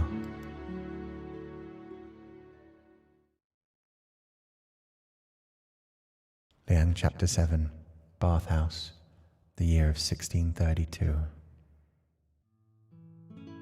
So that was 3 years previous to this. And she never got to hear the full story of the swine demon. She heard it before when she was younger. But yeah, the grandma didn't get to finish the story, even though that was one thing she wanted to do. She just wanted to tell her grandchildren 2 more stories. She passed away peacefully, at least. Like, she was at peace. She had tried to eat some of the cat soup. She woke up and realized, like, I don't want more soup. I just want to tell my grandchildren, 1 more story. And just let go. Understandable, just because you didn't cry doesn't mean you didn't care any less. Yeah, no, she's just emotionally exhausted. I thought the story was, that cutback was going to end with her eating the soup and recognizing, like, oh, there are more important things that we have to protect. But yeah, the story of the swine demon passed on to her from her grandma lines up with this so perfectly. The fact that she's attached to 4 kids and she had a knife. And that worries me. I feel bad now. I feel so bad for Mansu because I've been thinking like, oh, this is a trained assassin. This is somebody on a mission. It's starting to feel now like it's a traumatized child who is acting very adult because she's been through so much shit. It's starting to feel like there are things that she's lying about, but it's because she's running away from the truth and all the horrific shit that she's already gone through. She had a knife with her. She was being trafficked with 4 kids. And when a man was watching her pee, she thought like, oh, he's going to grab me. He's going to consume me, and went with him with a knife. It's true that that made no sense to the story. That's why I was like, oh, she's secretly an assassin. But no, it also makes sense if it didn't make sense to the story because she's just gripping onto anything. A story that possibly might have a happy ending. A story where she can actually kill a swine demon and set the other 3 children free and herself. Maybe that's what she's clinging on to. Just, I have a knife. I will defend myself and these other children when I have to. And it's just a traumatized child hoping that, yeah, she can actually live through that story, kill a swine demon, and free the rest of the land. It at least gave her the idea to hide a knife with her, even if it didn't work out. Yeah, I hope she's got a different weapon with her now. Tear my heart out, why don't you, game? I didn't need it anyway. Yeah, no, that was really sweet and gentle, her saying goodbye to her grandma. The way that, like, the grandma just immediately remembered Shuigou, normally forgot about her, but then was just like, as soon as she realized Shuigou was there, was like, Shuigou, Like, she was so... Like, the anger was just immediately forgiven. It was so beautiful, where it is just like a child realizing, like, Grandma actually wants me? And running over. That love that she feels. She has the mind of a kid. Her memories are all fumbled because of trauma. My theory about who Sui really is starting to look pretty likely at this point. So yeah, my theory, I thought she was genuinely here for like a reason, but if it is just like trauma making her act a bit older, probably she's been through way worse than we've seen so far as well. I feel like other men have already tried to consume her in different ways. I also like how they wrote that with the child. The little boy not being able to understand fully what was going on yet, only crying after the parents cried. Like, at that age, you do have a concept of what death is, but you don't fully understand it. So when your grandma's, like, on her deathbed, you really are just like, what's that, Grandma? Okay.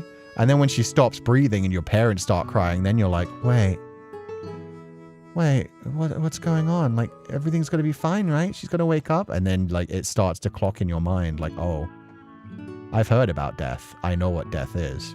And you just cry because you're like, suddenly, oof. He either just learned about death, like fully experiencing the fact that people that you love can die, or he was just like, my whole family is crying and I'm so devastated by that.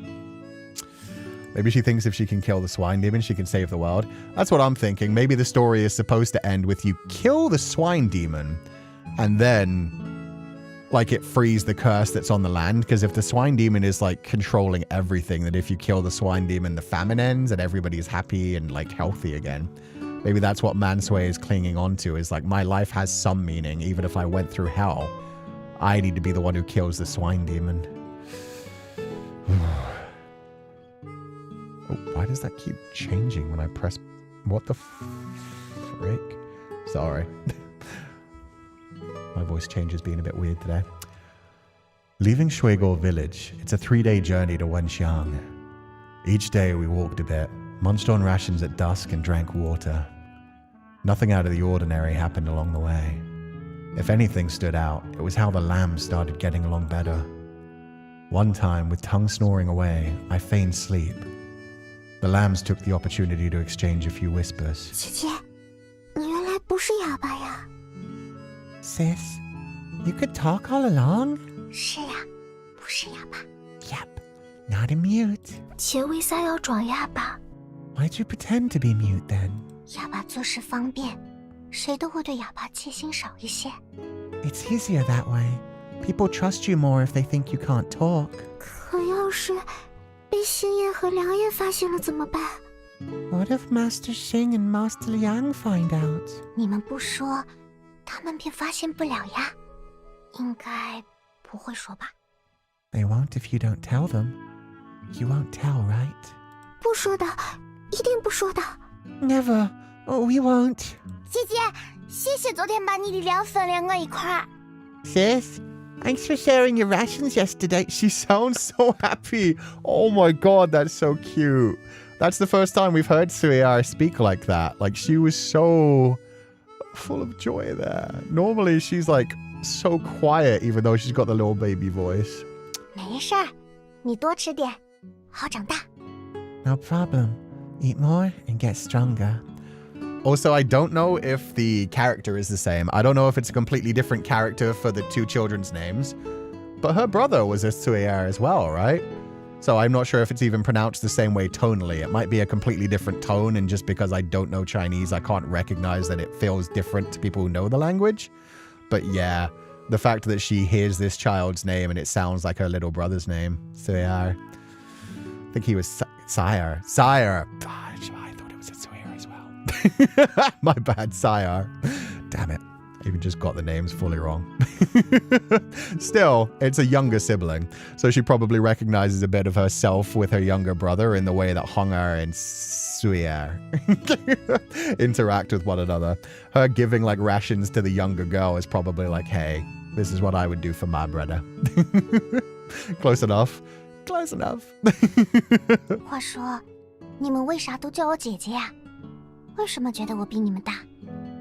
Hey, why do you call me older, sister? Why do you feel like I'm older than you? 我也不知道，姐虽然和我一样高，但是感觉更像一个大人。 Not sure. Even though we're the same height, you seem more grown up. 而且叫不出姐的名字，我也只能叫姐啦。 And since we don't know your name, we just call you Big Sis. 我看起来还更像大人啊。I guess I do seem more grown up. 对了，姐姐叫什么名字？ Hey, what's your name, sis? 我知道，翠儿叫翠儿，红儿叫红儿，他们也知道我的名字，我们就是不知道姐姐的名字。 I know those sisters' names, Suar and Hongar, but we don't know yours. 我的名字是穗，你们叫我穗姐姐就好。 My name is Sui. You can call me Big Sis Sui. Sui JJ. That's so cute. 不过，千万要记得，不要在星爷面前同我说话。星爷若是知道我不是哑巴，会打死我的。 Remember, don't talk to me around Master Xing. If he knows I'm not a mute, he'll kill me. 明白的。 Got it. Mansui whispered to the lambs, serious-like. I peeked, trying to hear. She told them a different name than the one she told me. I heard Mansui, but they just heard Sui. What's her real name? She hiding it from me too? And that's another one of those moments where me not knowing Chinese hurts the translation real bad. She told me man sway, but she told them sway. It's like, whoa, hold on a minute. Different tone of sway? Different meaning of sway? So worried the younger sister is going to say her name by accident. That's possible. She may cry out like, Sway JJ, and then be like, why did you call her Sway JJ? Tongue will be like, wait a minute. Older sisters will always have that protective spirit with ours, and with the others, it's inherently built in us. True. Once a sibling, always an older sibling. Sometimes you don't even realize you're doing it. Yeah, you just kind of start to look after other people, especially younger people if they do remind you of your sibling. Ugh, that was an adorable scene, but yeah, that could be problems in the future. For 3 days, I'd been thinking about these lambs, wondering where they were from, what they'd been through. Kept me going, stopped me feeling too hungry. We agreed, 1 meal a day. Not much for them. Definitely not enough for me. With just the afternoon meal, come midnight, my belly started growling. Felt like there was a storm brewing inside. By dawn, maybe I'd starved enough because hunger faded away. At noon, with the sun blazing overhead, the water in my belly turned into fire, making me parched and dizzy. I felt like I had lost a part of myself, my steps heavier than when I was full. Thankfully, the days like these didn't last. 3 days later, we crossed the main road and reached Wenxiang.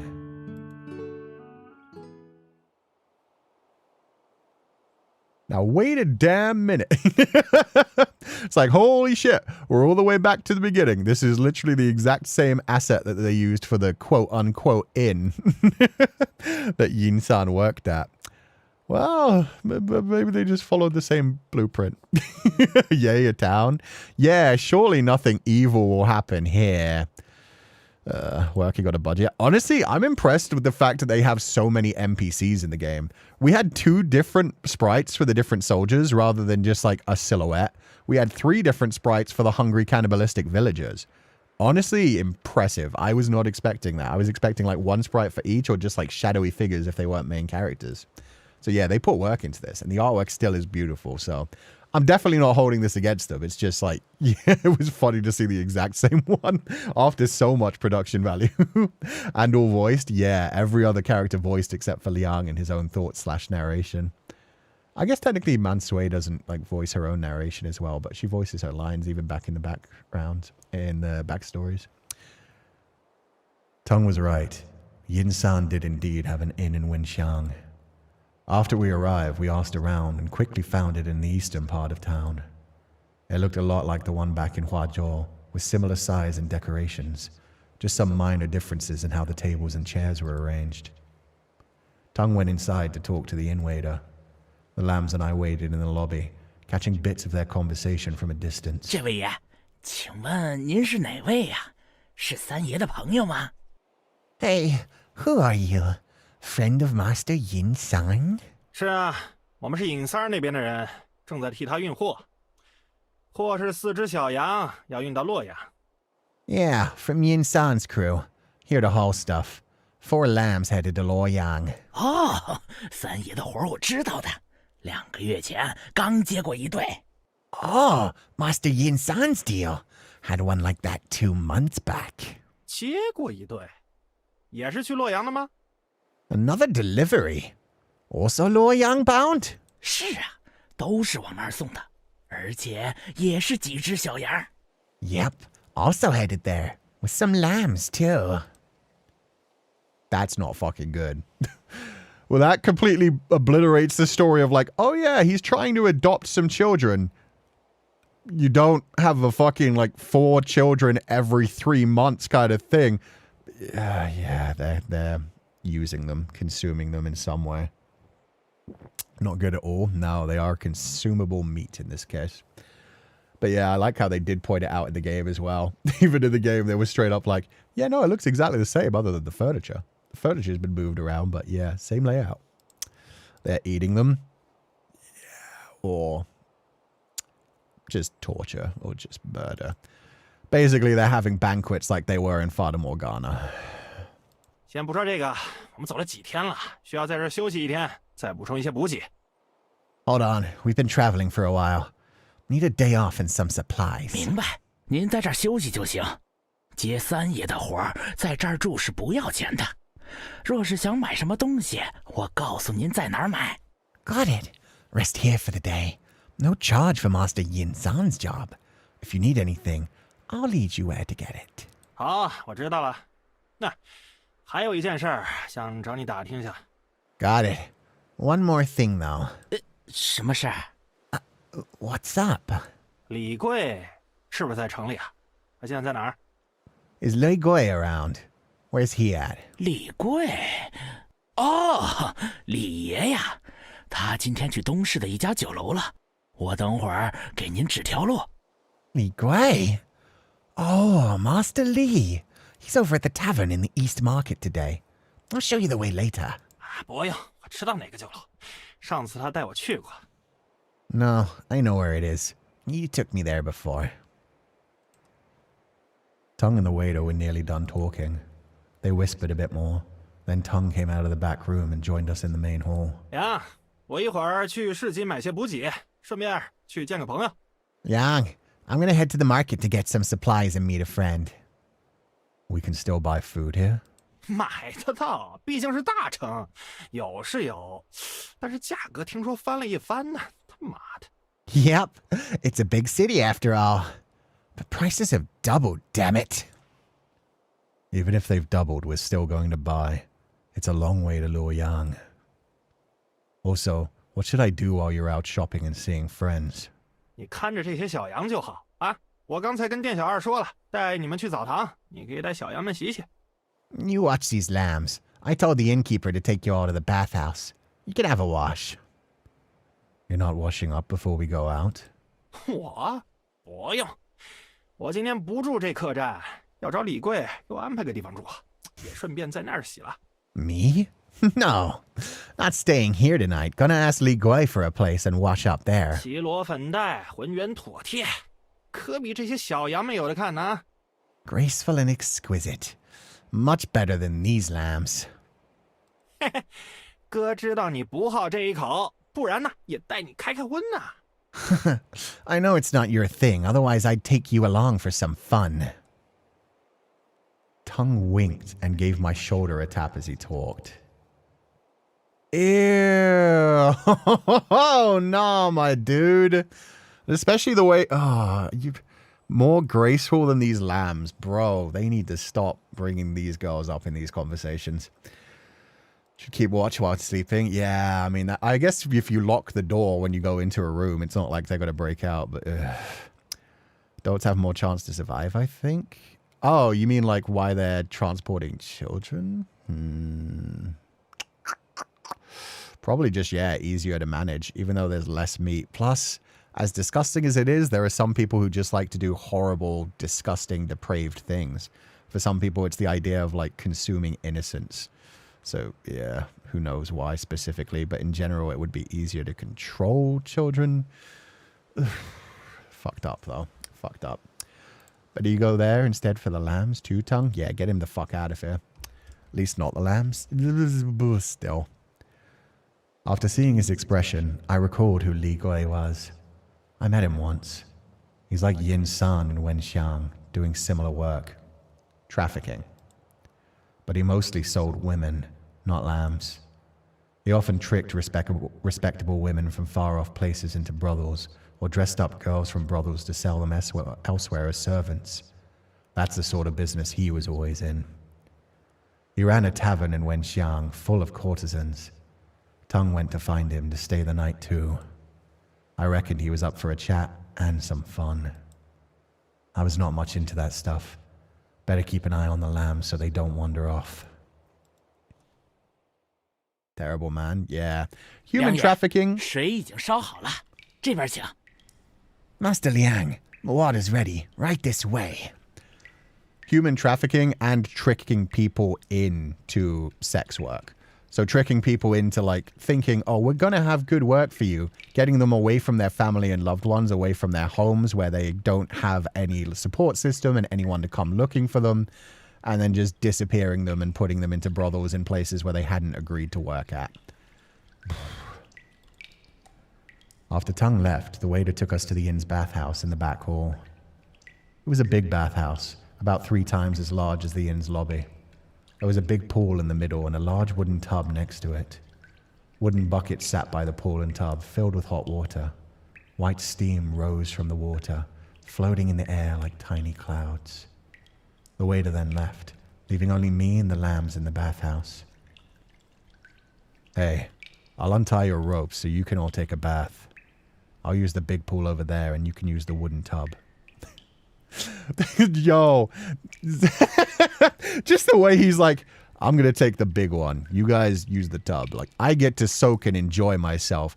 You kiddos, just bathe. Just, you know, undirty yourself. The meat will get rotten. He's a big boy. Yeah, he still doesn't understand the whole decorum thing again, though. He's still like, get naked, children. He needs the leg space. That's a big fucking bath, though. But yeah, hopefully Mansu will have a word and remind him of these things. After washing, we'll rinse our clothes in the nearby stream and let them dry for tomorrow. As I talked to them about washing up and changing clothes, I untied the ropes around their waists. 梁爷，有事想问。 Master Liang, a question. What's up? 我们要一起洗吗？ We're bathing together? Yeah, you're all going to bathe together. 不是，我是说，梁爷要跟我们一起洗吗？ No. I mean, are you going to bathe with us? Not together. I'll bathe in the pool, and you all in the tub. 那是同时洗吗？都在这个澡堂里洗吗？ So, are we bathing at the same time? In the same bathhouse? Liang, they shouldn't have to spell this shit out to you. They've had to do this every step of the way. He's still not getting it? No. And I mean, to be fair, he does see them as lambs. He sees them as meat, as commodities, so... Oh, God, my dude. 梁爷，我们要都在这个澡堂里。梁爷脱光衣服，我们也脱光衣服，是这样洗吗？ Master Liang, we're gonna all be in this bathhouse, and you will undress, and we'll undress. Is that how we're going to wash? 抱歉，梁爷，可能是我多想了。 Sorry. Master Liang, maybe I thought too much. No, Qianghua, speak your fucking mind. Remind him of this shit. Oh, Mansu, why are you not jumping into this? He sees them as animals, still shake my head. Yeah. The good, again, coming back to that last time the scenes creeped me the fuck out. The good side of it is like he has zero interest in them in that way. There's no idea, no thought in his mind of like, oh no, I'll see their bodies. It's just a thing of like, get fucking bathe, get clean. We're going to hang up our fucking clothes and we're going to be clean. So that's one good side of it. At the same time, ugh, yeah, uncomfortable for these poor girls. 但是男女授受不亲，爹娘说过，女子的身体只能给丈夫看。 But men and women shouldn't be too close. My parents said a woman's body should only be seen by her husband. I get it now. But remember, a few days ago when you needed to go, I was there too, right? 不一样，有草丛，两也看不到。 That's different. There were bushes you couldn't see. 而且，爹娘说了，女子满7岁便不可与男子共浴，这是严规，犯了会嫁不出去的。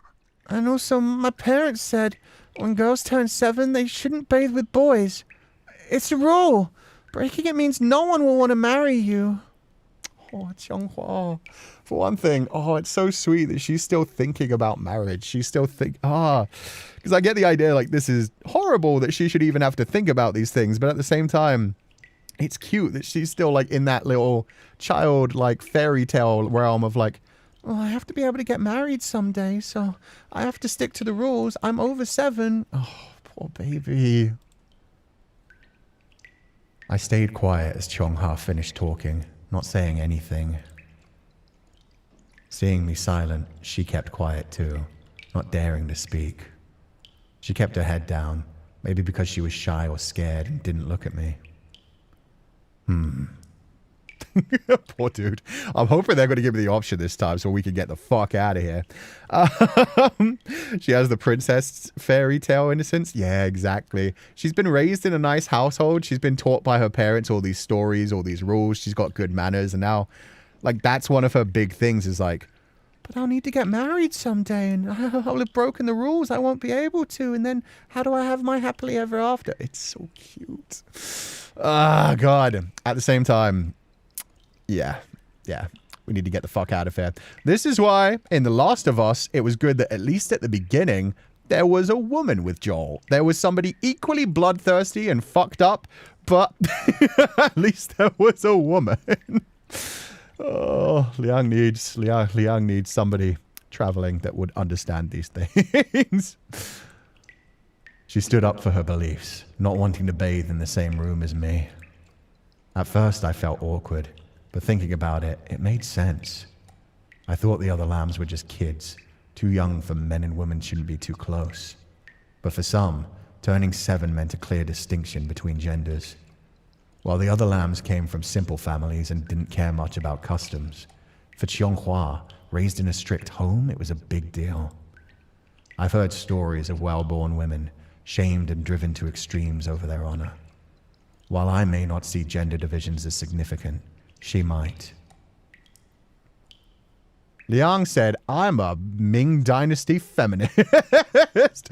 I don't see men or women different. Oh, God. I nodded along with Qianghua's idea, but I wasn't sure if I should go along with it. Those lambs were like goods to me, commodities to be bought and sold. If I agreed now, would they push back more later? Maybe bathing together would remind them of their place as goods. But I wasn't really one of those traffickers. Should I really go that far? 要么这样吧，琼华、红儿、翠儿，你们先洗，我和良夜之后洗。 How about this? Qianghua, Hong'er, and Su'er, you go wash first. Then me and Master Liang will go later. I didn't even get the option to fucking ditch. God damn it. At least she's protecting the other ones. I guess, yeah, she realizes well enough, like, well, I don't have to, like, worry about this marriage thing. And at the same time, I understand him at least to the point of realizing he has zero interest in that. I get that at this point. Damn you, game. Just when everything felt stuck, Mansu suddenly blurted out something. She'd been quiet as a mouse. What she said caught me off guard. What's this little rascal up to? 随姐姐，你怎么说话了？你不能在梁爷面前说话的。Sis Sui, how come you're talking? You can't talk in front of Master Liang. I forgot they didn't know up until this point that he's like clued in on all of this. 随姐姐， Sis Sui. Sui was surprised because Sui spoke in front of me, while Honger and Qianghua stared at Sui in shock, unsure whether to be more alarmed by her sudden speech or her suggestion to bathe with me. 没事，梁爷知道我不是哑巴，不用担心的。 It's fine. Master Liang knows I can talk, so no need to worry. Mansu looked up at me and gave a little smile. 我提议你们先洗，我和梁爷后洗，是觉得这样才合适。 You girls wash first, then me and Master Liang will follow. Seems like the right order. 男女授受不亲，琼儿家教严，不能与梁爷一起洗，也不好自己洗。干脆你们三个一起洗吧。 Men and women shouldn't be too close. Qianghua was raised in a strict family. Can't wash with Master Liang, nor alone. You three wash together, okay? 可若是这样，难免梁爷会有些寂寞。梁爷若喜欢让女童陪着洗澡，我可以陪梁爷洗。 But in that case, Master Liang might feel lonely.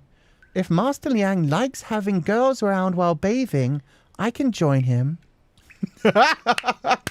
Yes, that's the way to get him, Mansu. I love this shit. It's just like, Well, if you really want like a little girl around you while you bathe, you sick fuck. I really hope this makes Liang go, oh. No, of course not. Oh God, what the fuck is wrong with these children? This child is far too mature and she's using it against him and it's great. She's trying to make him feel uncomfortable, as she damn well should. This is the only way to get it through his thick fucking skull. It's like, well, I mean, if you really want a little girl bathing around, fine, it'll have to be the sacrifice, I guess. Mansu glanced at the other lambs, then at me. She seemed unsure, maybe a bit upset. The other lambs looked at Mansu with pity, then back at me. Their looks made me uneasy, like they thought I was some sort of oddball. Brat, don't go spouting nonsense. When did I say I like having girls around when bathing? I said we should all wash together to save the time and money of reheating the water. Forget it. What's the point of talking to you? You'll wash up and when you're done, I'll wash alone. I was annoyed by these brats staring at me, so I blurted something out and stormed out of the room. 谢谢梁爷。 Thank you, Master Liang. Okay, now I fucking love this game. They played that scene so well with her just being like, Well, if Master Liang's a bit of a fucking nonce. I'm not a nonce. Who said I was a nonce? Fuck you guys. We'll waste all the water and fire we need. I'm out of here. Time to lamb spread in the big pool. Exactly. They get the whole big pool to themselves. And he gets the dirty water left after.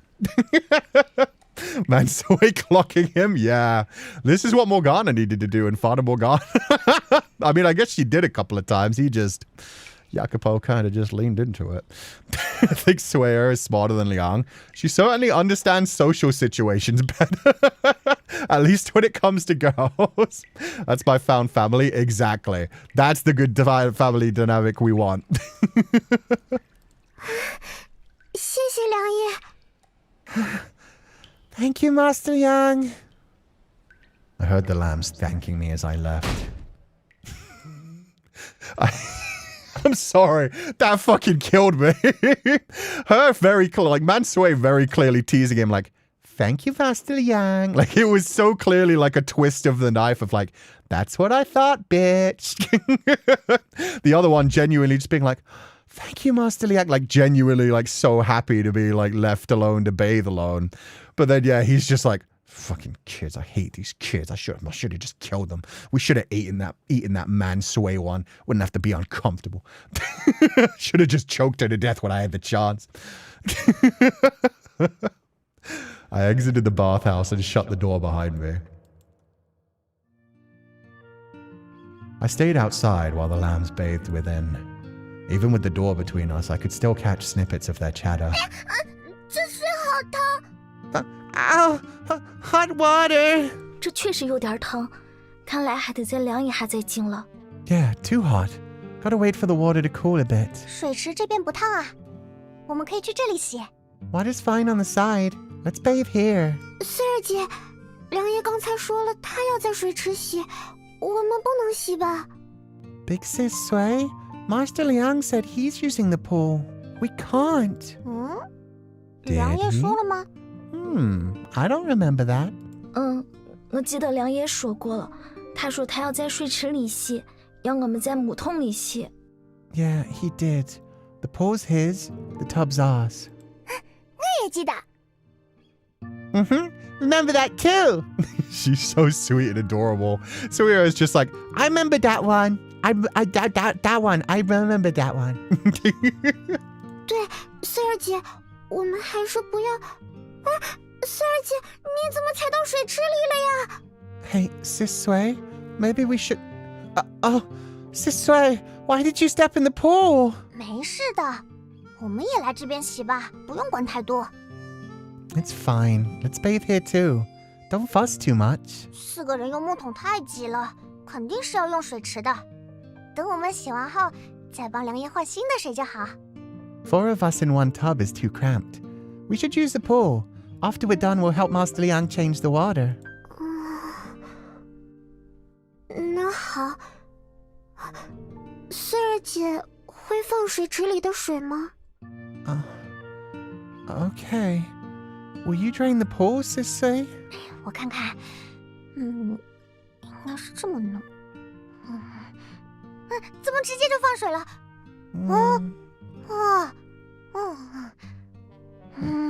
会了。 Let me see. Oh, why is it draining already? Got it. I heard them talking about whether to use the pool or not. Eventually they decided to go for it, led by Mansu. All right, let them do as they please. As long as they can change the water for me later, it's all good. 水池里的水真舒服，这池子快跟住的房子一样大了。The pool feels so comfortable. It's almost as big as the room we're staying in. 哎呀，姐，想拉臭臭。 Sis, I need to go potty. 你先憋着，你拉在这里姐要打你的。 Hold it in. If you go here, I'll scold you. 我能憋着。 Okay. I can hold it in. 姐，我想洗头，头痒了好几天了，怕有塞子。 Sis, my head itches. Want to wash it? So cute. Not in the water. I know, right? She's like, come on, we're enjoying a bath. This will probably be the last bath we have in our lives. Until, of course, we get to our lovely family that's going to adopt us, sweet child. But yeah, I do love how Mansui is just straight up like, we're going to enjoy this. This is our first bit of joy in multiple days. It might be our last bit of joy. We're going to enjoy a bath together. 你过来，我给你洗。 Come, I'll wash it for you. 要把头放到盆里吗？ Do I put my head in the basin? 你等一下，别乱动，我先往盆里加水。 Wait, don't move. Let me add some water first. 姐，不要加了，费进耳朵里了。 Sis, don't add more. Water's getting in my ears. 穗儿姐是哪里人？ Where are you from, Sis Sui? 我，家里住在洛阳。 Me? Oh, I'm from Liang. 洛阳，那不就是我们要去的地方吗？洛阳是什么样的？ Liang? Isn't that where we're headed? What's it like there? Yeah, and sorry guys, to everybody who's like confused about me accidentally pronouncing Sui as Sui, that was my bad. I just 100% I read it wrong. I thought they were talking about Big Sis Sui when the older sister was calling her younger sister. That was what happened there. That was why it was just pronounced completely wrong. I just misread it. My bad. Liang, isn't that where we're headed? What's it like there? 也没什么，就是一座很大的城镇，有很多人，有吃不完的粮食。琼儿是哪里人？ Just a big town with lots of folks and plenty of food. And you, Tiong-er, where are you from? 我祖籍杭州，父母都是杭州人。 My roots are in Huangzhou, and my parents are locals too. 杭州，我知道，那是很美的地方。白娘娘和许宣在西湖相遇，后来被法海镇在了雷峰塔。 Huangzhou? I know it. Heard it's pretty nice. Lady Whitesnake and Xuxian met there. Then Fahai trapped them in Laifeng Pagoda. Oh, that's so cute. I love the White Snake legend. I wonder if she's going to tell it to them now. She probably heard a lot of legends from her grandma. 我也听过白娘娘的故事，不过，其实我对杭州也不了解。 I've heard about Lady Whitesnake's story too. But honestly, I don't know much about Hangzhou. 我出生后不久，爹爹就从杭州调到了京城，我们一家都在京城住。 Shortly after I was born, my dad was transferred from Huangzhou to the capital for work, and our whole family lived there. 京城，哦，听说京城的皇宫很漂亮，金黄的琉璃瓦会发光，万岁爷就住在皇宫里。琼儿，你见过万岁爷吗？ The capital? Oh, I've heard the palace in the capital is beautiful, with golden glazed tiles that shine. Does that mean you've met the Emperor, Chang'er? 我没见过，但是爹爹见过。 I haven't, but my dad has. 万岁爷是什么样的？ What does the Emperor look like? 爹爹说他很年轻，长得像龙，很威风。 Dad said he's young and majestic, like a dragon. 哦，我虽然没见过万岁爷，但见过袁伯伯，他来过我们家里。 Oh, well, I haven't seen the Emperor. I have met Uncle Yuan. He visited our home. 袁伯伯， Uncle Yuan? 袁伯伯就是袁都师，穗儿姐不知道吗？ Yeah, Uncle Yuan is the Inspector General Yuan. Didn't you know, Sis Sui? That's the one who the Emperor decided had, like, said something mean to him. He got offended by something he said and decided to kill the whole 3 generations of his family. Oh, she's talking so gently about him as well. Oof. 不知道，我只知道京城有万岁爷，万岁爷管着天下百姓。 Didn't know. Just know there's an emperor in the capital who's in charge of everyone. 红儿和翠儿也不知道吗？ Honga Tsuya? You don't know either? 不知道。那不聊了。其实我也不知道太多袁伯伯的事。 Alright, let's change the subject. Truth is, I don't know much about Uncle Yan either. 只知道他后来犯了错，不仅自己死得很惨，还害惨了我们家。我娘和袁伯伯是远亲，他被罚，我家也被罚了。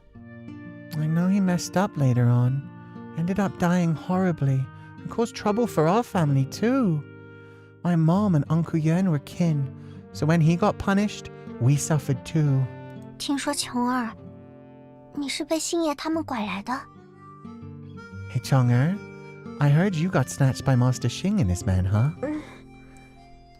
1年前，有官兵带我们家去边关，路上，我被假官兵抱上了一辆车。 Yeah, about a year back, soldiers took us away to the border. Then on the road, fake soldiers grabbed me and tossed me into a carriage. 我的身子被绑住，嘴巴被塞住，乘了很久的车，最后被送到了三爷那里。 Wrapped up, gagged, rode in that carriage for ages, and ended up at Master Yin San's place.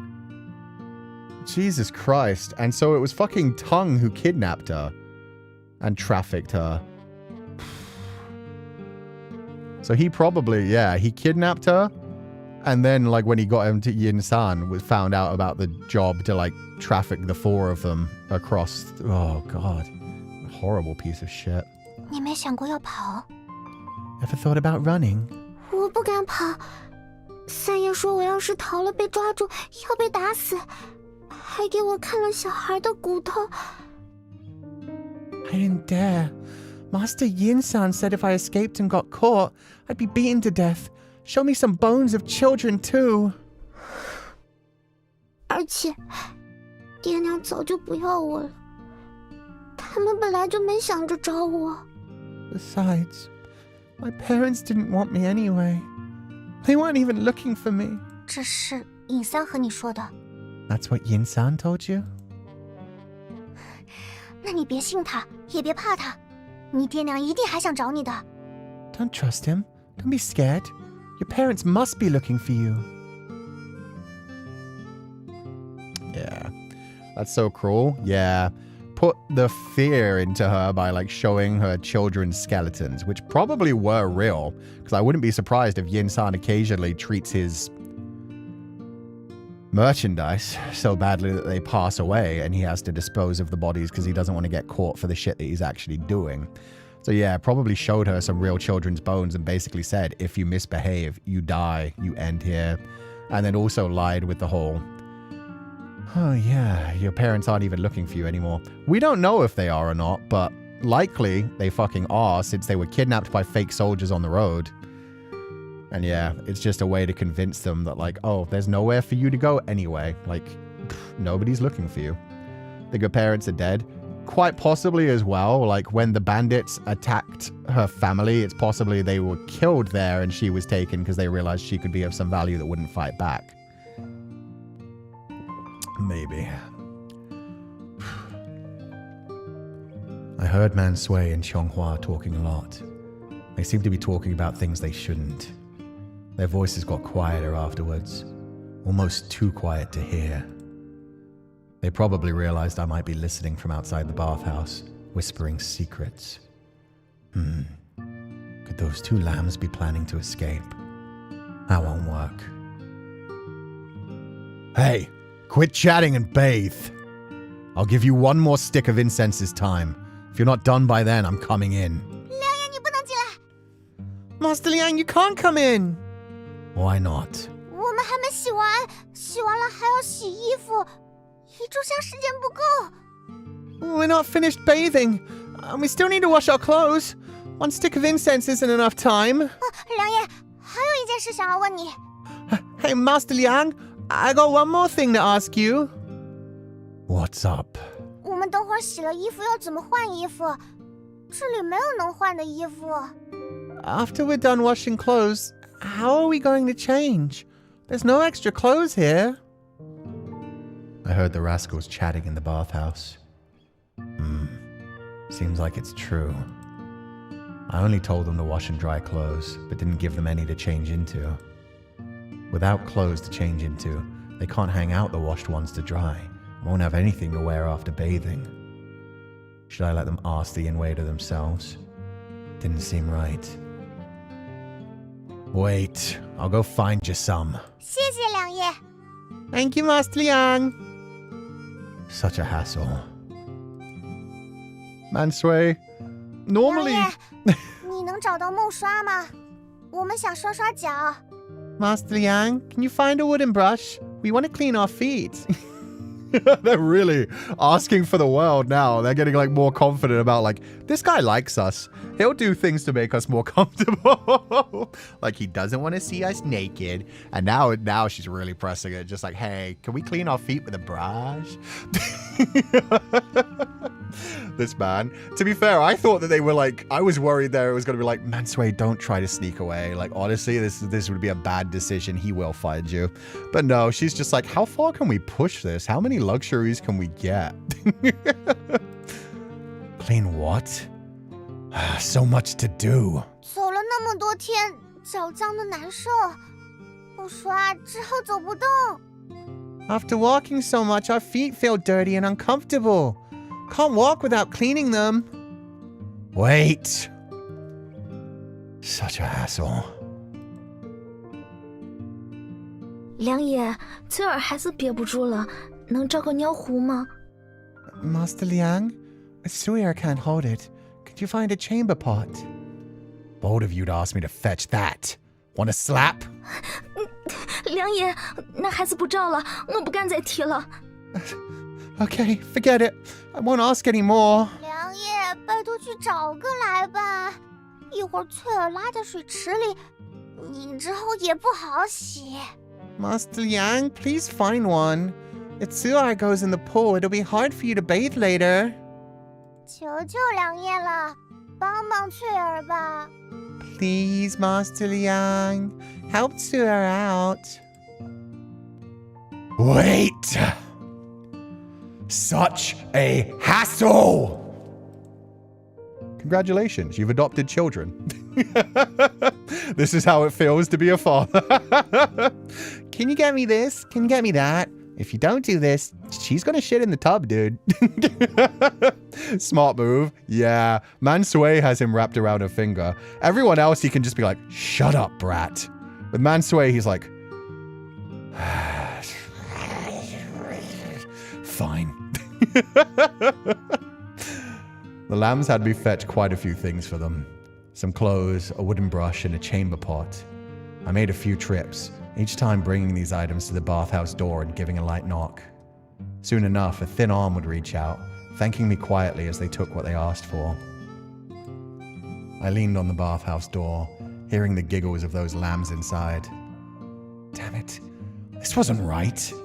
I was supposed to be escorting these lambs. They were the cargo I was supposed to deliver. But now they were giving me the runaround. When I first met these lambs, they were all trembling, afraid to even breathe loud around me. Now they were bathing first, and I was fetching things for them, treating me like some kind of servant. Hold up. Why did I even agree to let them bathe on their own? And why was I standing at guard on for the door for them? When did they get so bold? I started thinking hard, and then I remembered that look of hers. Mansue's face all sad and pitiful. It's her. The little brat set me up. I fell for her act and stormed out. But really, am I overreacting a bit? They were just cargo for me to deliver. Why can't I ask them to keep me company like a master would? Being treated like some servant by them was just too much. I can't take it. Hey, stop bathing! Get out now! I yelled at the bathhouse door and slammed it hard, shocking the lamb's jokes and laughter into momentary silence. 梁爷，再等等。 Wait, Master Liang, just a minute. Wait. I'll count to 10, and if anyone's still inside, I'll dunk them in the water. 马上。Coming. 梁爷莫打，我们这就换衣服。 Master Liang, please don't hit them. We're changing clothes now. 妹子，赶紧穿衣服。 Hurry, sis. Put your clothes on. 姐，我又想拉臭臭了。 Sis, I need to go again. 憋，赶紧跟我憋住，不许拉。 Hold it tight. Don't go. Such an immature man. He's like, wait a minute, why are they having fun? Why are they getting to act like actual children? They're just cargo. After I counted to 10, the lambs came out of the bathhouse wearing the inn's clothes. They looked clean and fresh, no more smell. I hurried them so their hair was still wet, sticking their faces with little drops on their eyelashes. They fixed their hair while walking, leaving wet footprints on the wooden floor. Clothes were too big for them, making it hard to walk. But they'd give them back tomorrow, so it didn't matter anyway. I led the lambs upstairs and locked them in a room. After that, I wanted to take a bath and change clothes. But in the meantime, I needed to do something important. You! Later you're joining me for a bath. I'm sorry, what, sir? I grabbed Mansue's arm, dragging her along. Not just because I didn't trust her being alone in the other lambs. I feared she might stir up trouble or plot something. But also because I figured she'd been playing games with my head earlier, treating me like her servant, and I wanted to teach her a lesson. 梁爷，我洗过了。 Master Liang, I finished bathing. It's my turn now. You go fetch wood, boil water, change water, do laundry. That'll make you sweat. After that, we'll hit the bath again.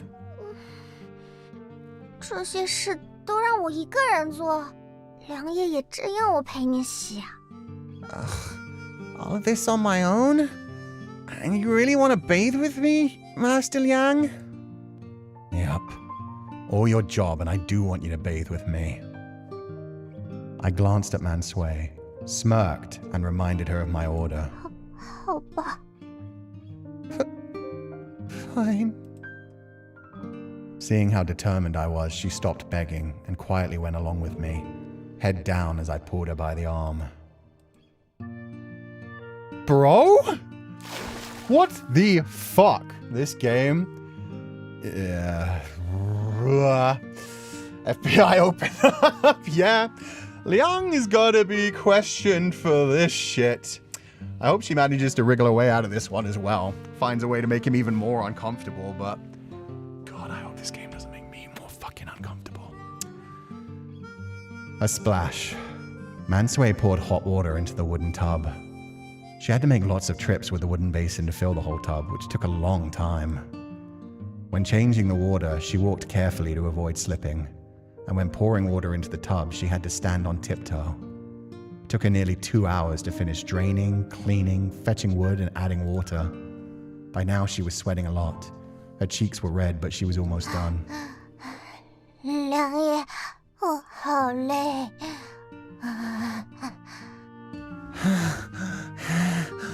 Master Liang, I'm worn out.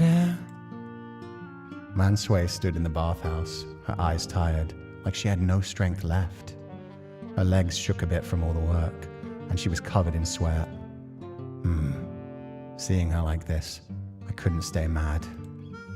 Even though I helped her get stuff, she worked hard for so long. It evened her out. All right. 那梁爷帮我关回去吧。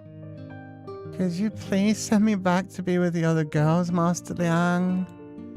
Nope. You're all sweaty now. Might as well join me for another round of bathing. Again, fucking excuse me, dude, what the fuck is wrong with you? 啊，梁爷真要陪着洗啊？我以为你只是为了捉弄我，随便说说的。Huh? You really want to bathe together, Master Liang? I thought you were just messing with me. I never go back on my word. And if you go back now, besides getting sick, you'll smell sweaty. The other lambs might not like that. 啊，我身上有汗臭味吗？ Huh? Do I smell sweaty? You stink. But actually, she didn't. I didn't smell anything. Bro, what the fuck is wrong with you then? After hearing what I said, Mansu sort of agreed to my idea. She went to the wooden door, grabbed it with both hands and closed it. Then with her back to me, she reached for the inn's wide robe belt, her fingers slipping into the knot. Please make him more uncomfortable. Please end this fucking scene. With a quick pull, the belt came undone, and her clothes opened up. There was a soft sound as her clothes slipped off her shoulders and fell to the ground, revealing her bare body. You can end this right the fuck now. Just before her clothes fell completely, I couldn't help but look away. But even in the corner of my eye, I saw her slender finger. Her skin was... Nope. Okay. I'm sorry. They're writing this in too weird of a way. I think I'm done with this game. I'm sorry, guys. If you want to see the rest of this game, I think you guys are actually going to have to play it yourself. I was very interested in this story. I want to see everything that happens in this story. But unfortunately, I do not like the way that they're describing this. I do not like the way that they either translating this or writing this. There is too much focus on, like, colors of her skin, the blush of her body, things like that. I'm good. I'm good. This part is hard to take. Yeah. It'd be one thing if, like, this was the only scene that did this, but the bathhouse scene after the spanking scene and stuff, it's just like, you didn't have to write it that way. You didn't have to, like, include this scene so intensely. You know? Yeah. Anyway. Don't want to give him an inch of sympathy. The worst thing was he was just growing on us. He was doing so good with the whole like being pulled into like a found family kind of thing. I think this is very weird. I'm uncomfortable too, Sensei. Yeah.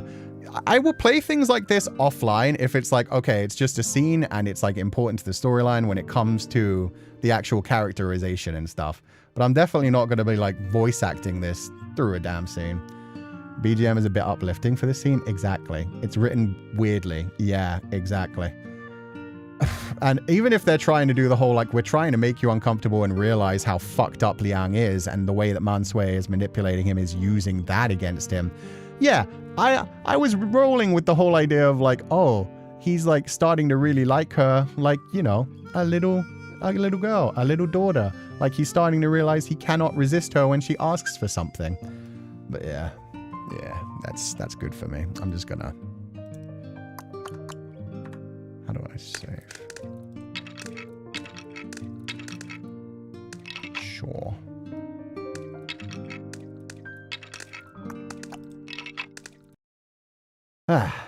He's too fucked up, very. Yeah. People say the Coffin of Andy and Lily took it too far, but that game at least didn't make things too graphic. Plus, it was like violence in Andy and Lily and some taboo topics, but everyone was of age. And I am one of the people who believes that, like, you can put fiction into anything, but just, like, the way things are worded, I feel, is important. And even if you're... That's the thing. Putting me into the head of him at that point... I don't know. I don't know. Be fine with her manipulating him if you weren't seeing the story from his POV and all the descriptions. Yeah... The worst thing is I really wanted to see the story. I really wanted to see it come to an end. I really wanted to see what was up with the swine demon. I really wanted to see where she goes. But yeah, it's... Would have been much happier if the objectification was skipped over entirely. Yeah, exactly. Exactly. And again, yeah, they're putting you into the headspace of like, Liang's a terrible person, and this is what like a lot of the men in this game are thinking of. It's just, yeah, I can read things like Lolita offline and be like, oh, this is disgusting. But voice acting them through that whole thing as it's going on, it's like, I don't want this to be an elongated, like 40-minute session of God knows what goes on in that bar scene at that point with the way that they were describing her body and stuff. It's a shame. Wonder if there's a spin-off if we can see on Mansu's POV someday. Wait, what? Oh, Mansu's POV someday, where she's just thinking, God, this guy's fucked up. Let me put on some other music. Don't really know what music to go with that. I'll just go with this one. We'll just chat for a bit before we head out, because, yeah, I'm sorry. I had been told this game did not get too bad. I had been told this game... like focused more on like the violence and didn't focus on that side of things too much, but that was just too much for me. I think dark topics are hard to explore when there's children involved. Yeah, that's the thing. That is a trigger for me, and I can read that type of stuff offline, and especially if it's written in a way like Lolita is written in a way where the character is disgusting in so many of the things he says, but at the same time, you know he's disgusting the whole time, and you know that's what's being done with it, and that could still be what they're trying to do with this. It could still be, because that's the thing. I will defend Lolita to hell and back, because you can very much tell the author was trying to make you see like, oh, this person is a creepy motherfucker. But at the same time, I don't know. This game was just like the wording of things. It was just too much, where I didn't want to like keep reading that and possibly have it just keep going further and further, with Liang straight up saying like, I'll teach her a lesson. I'll make her do this. And then like, peeking essentially like out of the corner of his eye. It's like if you could just straight up the scene would have been better. Like if they just rushed through it, yeah, kind of thing. Or like it looked like we were going to get out of that without it being too bad. And then him even being like, oh, she didn't stink, I was just saying that. It's like So it's this game after watching last stream and saw a review exactly pointing this out and getting pretty angry. Yeah, you could have written that in a much better way rather than describing things in a like more of a sensual way, because even if you're putting me in the headspace of the character, you know, to do it in a way that doesn't feel like you are showcasing things. I also understand that those things happen in real life, but there are ways to write these kinds of things if you want to shine a light on such topics. Exactly. If there's anyone who plays this game and knows it gets really worse in this scene, I know we have a couple of Pupals that have played this game, so yeah. If anybody wants to let us know. Is that the worst scene? Does it keep getting worse? Does that scene go on too long? Is it just a very quick one? Do you want a little spoiler? I would like a little spoiler depending on like how bad that scene gets, how much further it goes beyond the game. Is that the worst scene of the game? Is there like much more? I would like to know. Would have been better if the interaction took like more of a sibling dynamic, like teasing and stuff, and not focusing on Mansue's body. Exactly.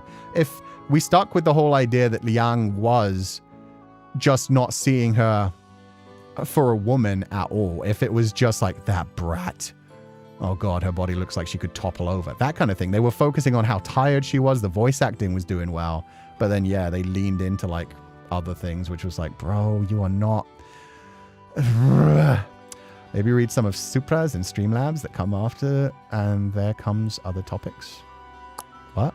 Oh, yeah. I'm just wanting to see if anybody is in chat who has played the game.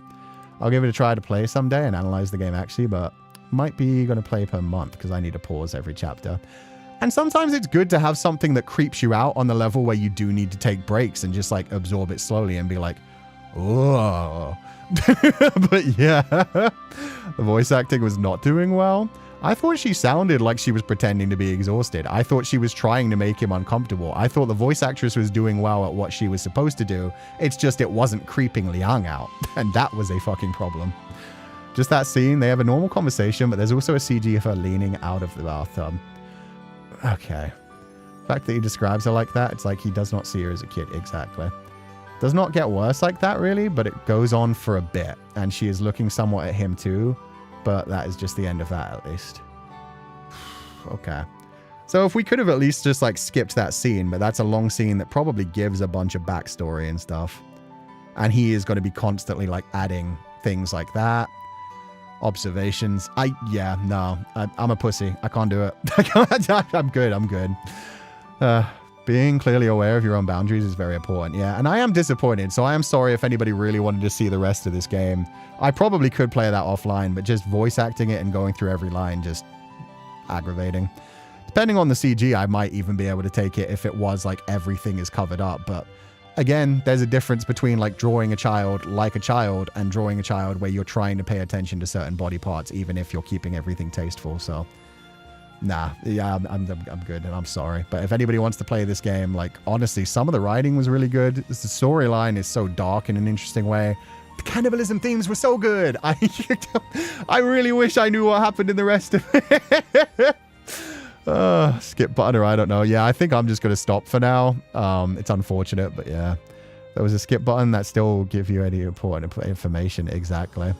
So his voice was like she had finished something she wasn't supposed to do at such an age. Yeah. And I felt that way. I mean, that's why I think she's older than she's pretending to be, or she knows these topics, which could mean that she's an abuse victim. But yeah, like when they were doing the scene with her being spanked as well, it had that kind of feeling as well, which is why it made me feel so uncomfortable. It was very much like recorded in the type of way where it wasn't like there was attention to things. It's important to stick to your boundaries after all. And yeah, anyone who's interested can play it on their own. Rather have you be comfortable than continue playing something that make everyone feel, yeah. Did read some reviews, never played. So did, okay. No, I didn't ask for that. It's kind of spoiler. But fair enough. Oh, that's even more fucked up. Okay, so that's actually an important, like, point. You're good, no worries. If you're not having fun, then it's not a fun stream. Yikes too, so it's probably for the best. Yeah. Anyway. The main storyline in that one was awesome. It's just a shame that they led the writing in that direction. Yeah, don't like it. But that, I will dive into Streamlabs for now, because I know we got a couple while I was offline as well. And yeah, we'll just change the topic and just have a chill, just chatting stream. And then I will head out. Let's switch to a lighter topic. If a famine were to arrive one day, which Pupal would Sensei choose to eat? I mean... I don't know. Which Pupal? I mean, everybody's got to say Mafu because they're just straight up cabbage. So you get like a vegetarian option. Yeah, I was going to say like Cloudy is just immediately like Mafu. It's a setup, right? It feels like it's leading. Why would... More than anything, yeah, I don't want to eat any of the pupals. Just, you know, cut off a couple of bits. Just have a little bit of pupal yaki. We don't need the full body. Okay, you Sensei, it's very comfortable and they cross the line here. Yeah. Sensei, the fit. Wait, which fit? This outfit? Yeah, I don't wear it too often. Mafu not nutritious enough. He just leaves. Ouch. Don't... See, that almost feels like we're degrading Mafu now. Put some respect on Mafu's name. Cabbage is very nutritious.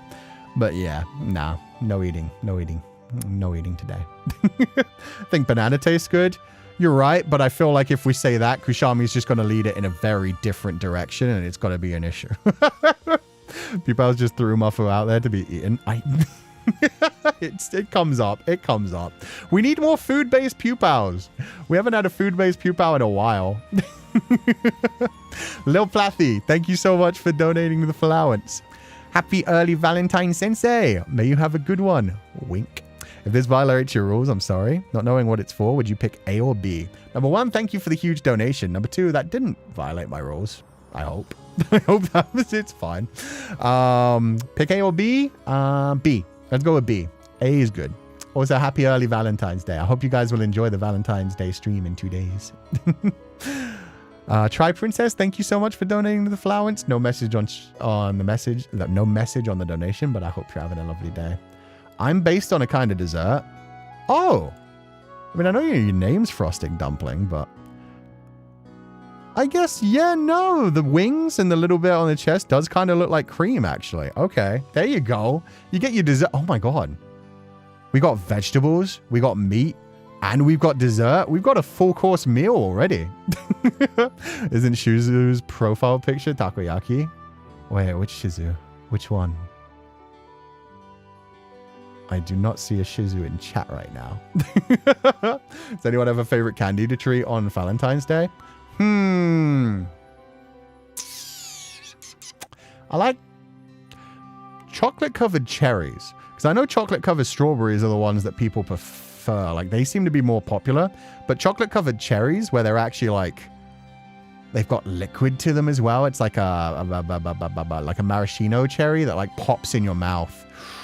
That with like a nice milk chocolate coating around it is banging.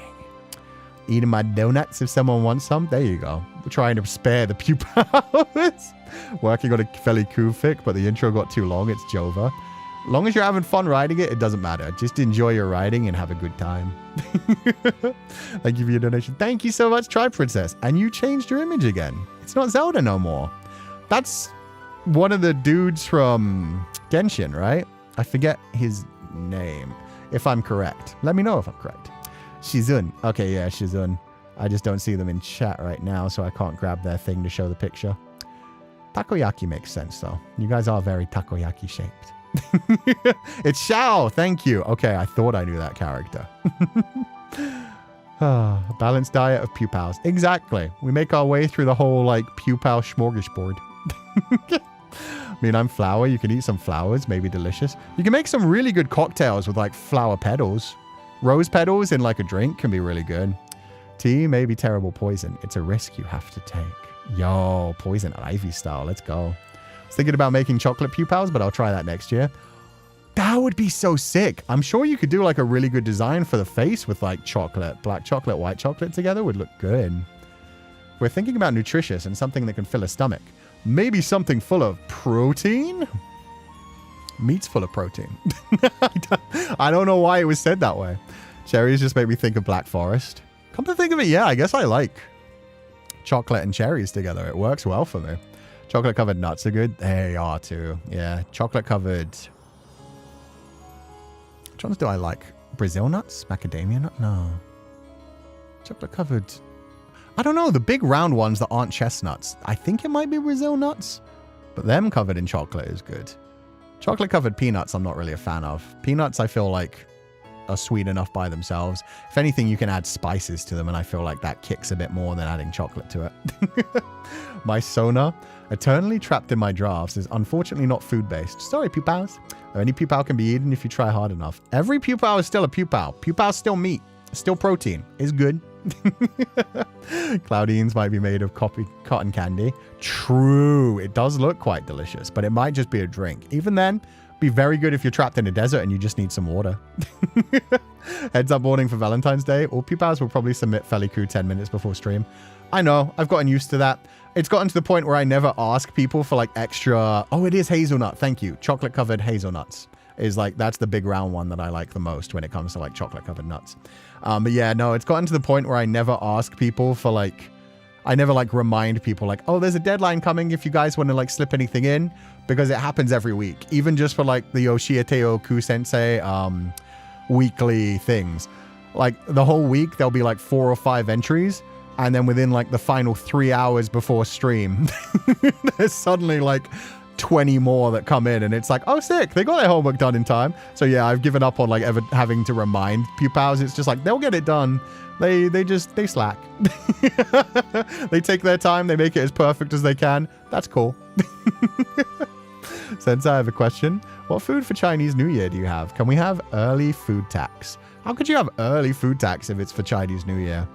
I hadn't even thought about what I would buy for Chinese New Year. I hadn't thought about food that I was celebrating with because we're already doing other things. So I was just going to have a normal breakfast. I was just going to have a normal lunch, and then I was just going to stream.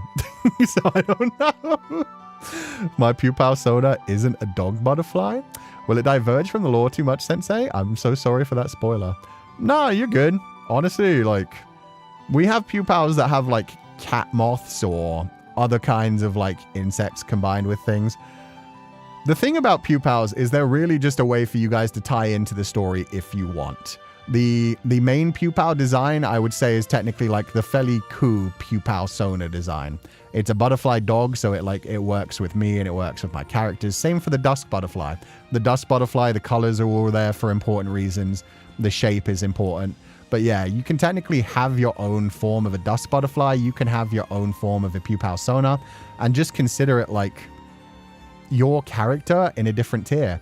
I would like it if they were like tied into like either wearing the Harmony Park Academy or having like butterfly dog kind of accessories on some level, fitting in with the general aesthetic of being like fae kind of creatures. You don't have to though. It's just that, yeah, if you're talking about like your Pupal Sona, it really should be like tied in and looking similar to other things, because that's the whole point of like a Sona for a fan base. If you have a Sona for a fan base, it should be like, oh, I want to look similar to other people. It isn't like I'm telling fully my story. That would be more like your tier, like your lost soul in another world kind of thing. Imagine having a dusk mosquito instead. There is somebody who has a mosquito as their thing, actually. Nekare. Nekare has a mosquito instead of butterfly. And it's a mosquito. I don't think it's a mosquito dog either. I think it was a mosquito fox. I can't remember for sure. But yeah. Cohesion? Yeah, normally it's something like tying the colors in. So like a lot of people would make their sonas for like being a Pupal Sona, like gray haired as well. Or just like keeping similar themes. Stuff like that. It's just like keeping cohesion. So like you see a bunch of Pupals in a crowd and you're like, oh, they're all wearing like the light blue cardigans, or oh, they all have like butterfly antenna or stuff like that. So honestly, the Sona is up to you. The story is up to you. But at the same time, yeah, it's made that way so you can design whatever you want. But if you want to look cohesive with everyone else, you kind of have to like fit a general aesthetic kind of thing. Maybe the duck noodles you wanted some time ago. Oh shit, let me see if my local place does them actually. I'm gonna genuinely look into that right now.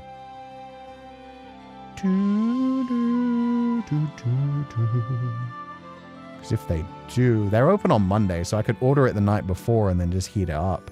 What am I searching for? Ah. Duck noodles, duck noodles, duck noodles. Duck noodles. Anywhere? Yeah! Okay, there are a couple... Oh, wait. No, that's just giving me everything noodles. Okay, just give me everything duck, I guess. If I can find some duck, I can add some noodles to it. Duck spring rolls. So many of this isn't duck. You're just straight up lying. What the fuck is I'm searching for duck and they're just giving me the entire fucking menu. What are you doing here? What is going on here? Okay, I might have to like specially try to find some duck if I want duck noodles. But I can get Chinese food very easily. It might just not be that. Nobody does duck noodles around me. It's so aggravating. Cat Katoshi, Kit Kat confirmed. That'd be delicious. My Sona's a fruit tree if you're all trying to get through the rest of the food groups. There you go. We can have our 5 fruit and fiber a day. The duck still haunts you, huh? Yeah. And he won't even let me eat him. I can't even find duck noodles. I can totally find duck meat, though. That's super easy. Cooking duck is a nightmare, though. Look for the pupils with cricket ants or caterpillar-esque characteristics. They're the mostro nutritious, just saying. Plus, they're easy to farm. Do we canonically have a human form, or are we always just butterfly dogs? Okay, so in the story, the pupils are like a set of spirits. So the pupils in the story that live in Cashlan are just pupils. They are just butterfly dogs. That's their own thing. When it comes to your pupil Sona, you can 100% do whatever you want. It's the idea that, like, imagine you had crossed on and then created your own tier. You created your own life. You created your own story. You design it whichever way you want. Just the general idea of hoping, like, hopefully, I would want you guys to, like, you know, be pupil coded.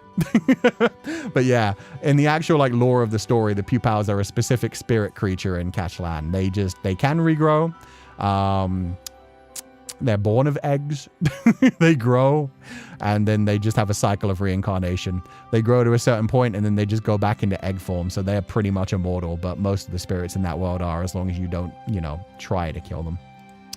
Sensei, my Sona is a palmier with chocolate, leaving sugar crust wherever I go. Wait, that's so cute. I love the idea of leaving the little sugar crust too. There we go. I've never even heard of a palmier. Palmier equals butterfly and biscuit in Chinese. Oh, cute. So it's like butterfly biscuit. Palmier. Food. Oh, it's like a flaky pastry. French pastries made out of puff pastry and sugar, known for their crisp caramelized buttery texture. So you are extra delicious. And I can really see the shape now. You've got like the heart shape when it comes to your ears, and the whole body is kind of like it as well. It's like a whole bunch of palmiers like stacked on top of each other. Alva Shizuo, that's so cute. Thank you. I didn't realize that before. Claudine says the worst pupil. Hey, don't put it that way. The pupil they drew, not. Oh, okay. The one that isn't their cloud design. The one that was a bunch of things stacked on top of each other. Okay. I was for a moment, I was like, whoa, don't be rude. To anyone who doesn't remember, before debut, when we were doing suggestions about what my outfit might look like, Claudine's said like I was a bunch of lice, certain type of lice, inhabiting like a human shape. It was an interesting time. My partner and I made our pupil Sona wear the uniform in different ways to match our characters, like personality, but still being the uniform. See, that's very cute. I love that, especially since like the different kids, like when I was designing their avatars, I was thinking like, how would they actually wear them on the daily? Like Jeremy probably wouldn't bother actually wearing the jumper. He just gets shouted at a bunch for it. Other ones would possibly wrap it around their waist. Like some people would wear the tie properly. Some people like would have it hanging loose or just not even wear it. Stuff like that. I made my Sona a pupil who died after flunking an art competition. Go crazy. Your only limit is your imagination. Exactly. You can literally, you're born in a new world. That's the fun part. And the fun part of the story of Féileacán and Cú is even though Féileacán and Cú exist in the universe of Metamorphosis Lost, they are technically dimension hoppers. So if you ever wanted to have your story tied into Féileacán and Cú and just dropping in as like side characters, that's a thing that can be totally like acceptable in the story. In fact, there are going to be times in the future where I drop into other people's projects, other people's stories, where I am just like a side character and it's like totally canonical. Because in my universe, that is an afterlife for them. That's not our reality. I am just a visitor in that universe. Meanwhile, for everyone else, it's like, I've got my full lore, I've got my full universe, and you're just visiting mine. It's that kind of thing. I designed it with that in general so that I could like slip into other things. And technically, if I'm probably going to start doing this, because originally the plan was when I was doing my pages, my scrapbook pages, I was going to write them as if it was like me going into different universes. So like every video game we played, it was like I was going into that world and exploring it, seeing what had to happen to get to a happy ending kind of thing. So I might actually finally start doing that because I've been lazy with that recently. And that would be a fun little creative project to get me to do like little tiny shorts of like writing every week as well. Question Sensei, is there a possibility a spirit can be attached to someone else, like entangled to them by bond, like a cat or any other animal? Just a question that pops out in my mind. I've not planned for anything exactly like that just yet, but if you want to write it into your story, I don't see why you couldn't. I don't see, like, lost souls aren't necessarily trapped in exactly where they died. Like with Hannah Anderson. Chat. Let me confer something with you because I'm not sure. Did I reveal how Hannah Anderson died in the real world yet? I think I might have mentioned that in the first 3 chapters, but it might be more like chapter 4 or 5, so... No? Okay, then I'll be quiet. All I will say is that lost souls don't necessarily have to have died in the same place that their lost soul hangs out. Their lost soul is kind of attached to a location. But yeah, if you wanted to have your lost soul attached to like a different person or a different creature, I'd imagine that could happen. I don't see why not. The idea for lost souls was like kind of like poltergeists. The idea that like the energy keeps them attached, keeps them entangled. It's too much to like fully just let go and dissipate right away. So yeah, if your resentment, if your like reason for being is tied to a person rather than a location, then yeah, you may actually like follow the person around, or you may just be like in the location that they are most likely to be in. Or if it's like an animal, same kind of thing. Attached to an animal might be a bit like harder to make sense, attached to a human or an animal while it actually moves around. But the most important thing is that lost souls are not conscious beings. The lost souls, like the silhouetted form themselves, they are just like replaying the feelings that make them spiral, the feelings that hold them on, like, oh God, I never did this, I never did that. Like, they don't pay attention very much to things that go on around them. Yeah, that's important. Although, we'll explain more about that as we get into future things. Been meaning to ask about the homework. Is Wattpad okay to upload the fan fiction? Yeah, as long as you use the hashtags and link it properly in the things. If it's not on either Twitter or Blue Sky attached to a hashtag, I'm not going to see it. So you can't just say like, oh, I dropped it in hashtag, I dropped it on a Wattpad, go find it. Just make sure if you link to a Wattpad, you also like add the hashtag, and then I should be able to see it. Seems I'm safer now since my persona was about a traditional dessert in my hometown, and now less people like it and it becomes harder and harder to buy. Aww, so there was like a more specific one. That's cute. If anything, that just makes it a more rare delicacy. My Pupal Sona, she mostly acts like me, but because of how short I am, I decided to make her full-grown form puppy size. That's cute. That's adorable. And you could just have like a different, if it was like a dog, you could have like a corgi, like a small breed of dog that doesn't get too big. A chihuahua.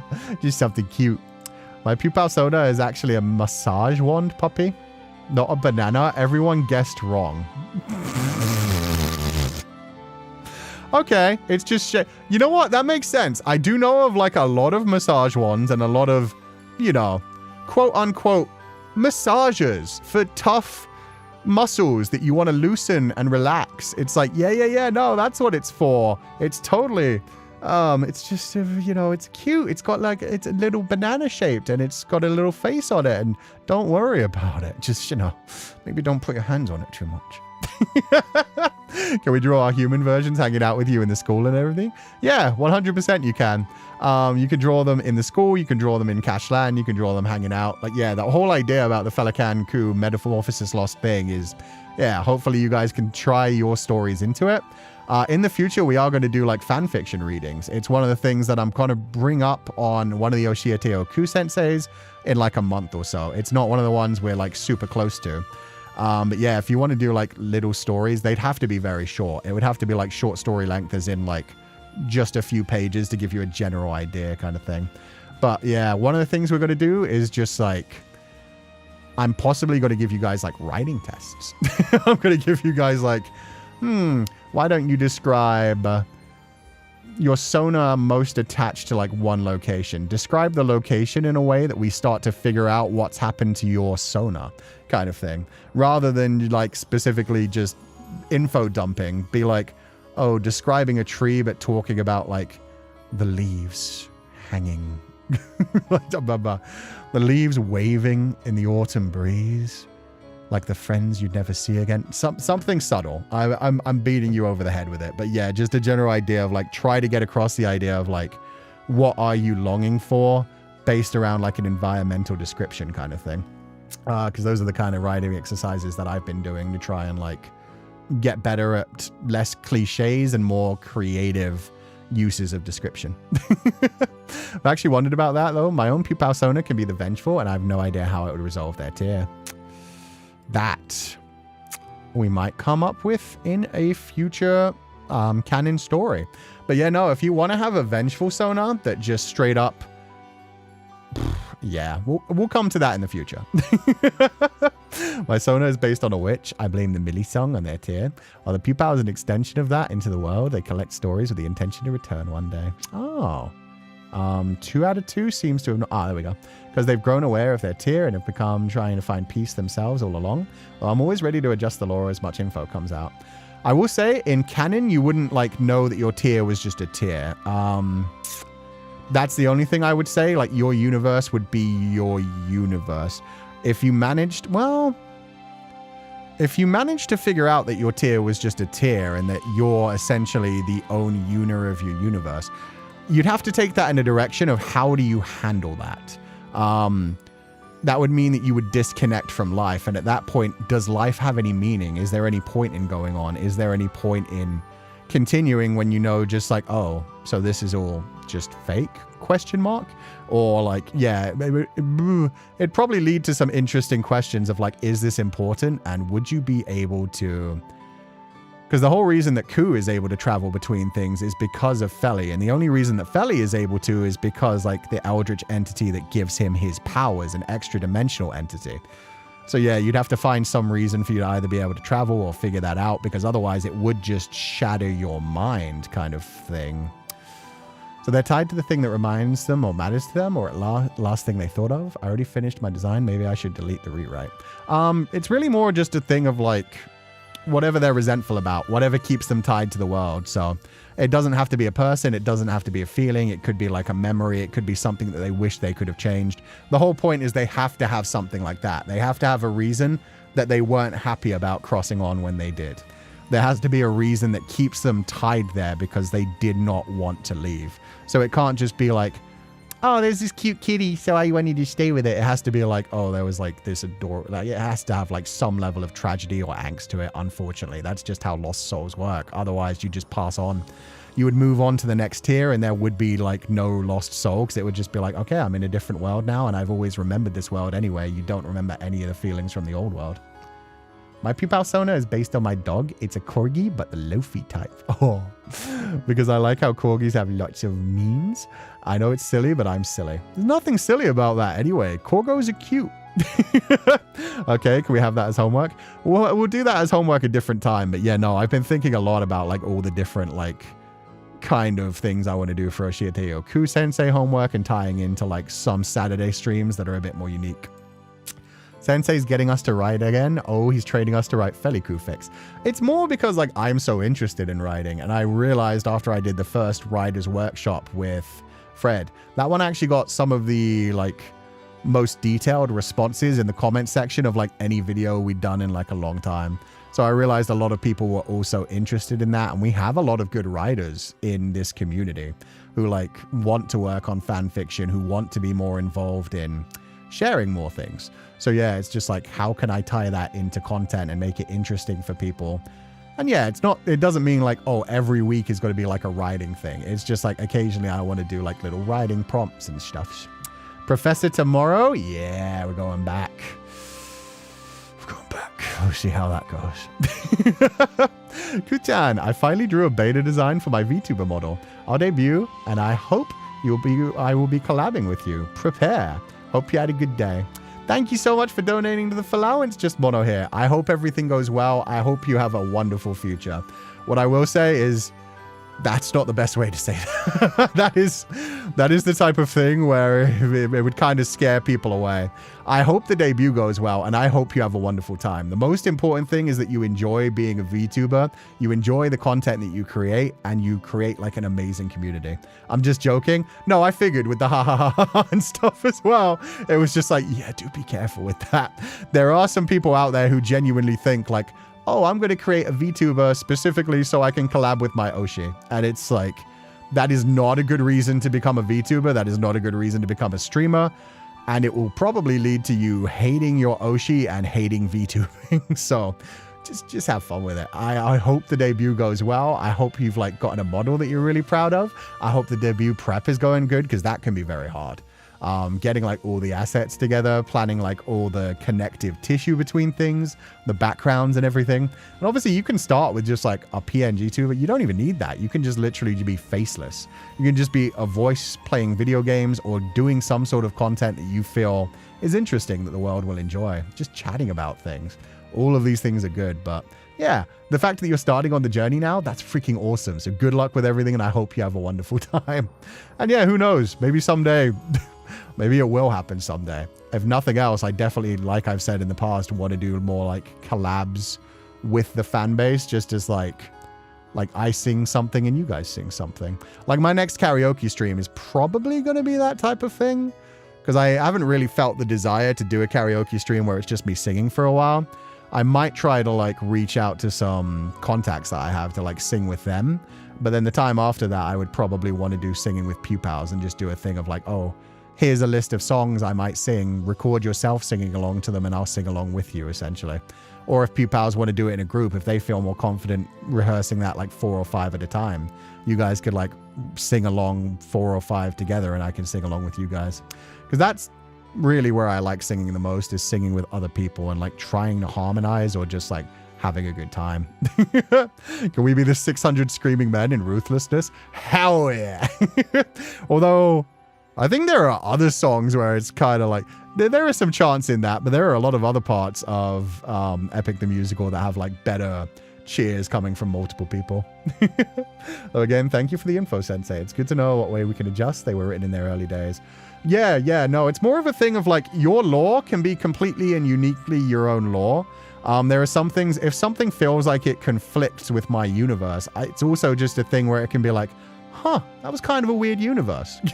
So it is one of those things where if you also want to be a dimension hopper, if you want to realize like, oh, this is a tier, that kind of thing, feel free to write it. I'm sure that could be like in a very interesting direction. It's just, for Cú and Feli, it's always going to be, this is our universe. Everything else is just somebody else's tier. And yeah, there is going to be like some questions about how they take that for like, is any of this real? Does any of this matter? Is this all just like an illusion? Is it actually something that's beyond this existence? Or, you know, all kinds of different directions. It's going to be one of the core themes throughout Metamorphosis Lost, not just the first novel, but like the entire storyline. So feel free to write anything you want. But yeah, it's just, they are sonas. They are not canon to the story necessarily. So if new information comes up and it ruins your story, it doesn't necessarily mean that you have to be like, oh, I have to rewrite this. It could just be like, okay, my universe is a bit of a weird one for that then. My tier would be very strange for that then. That kind of thing.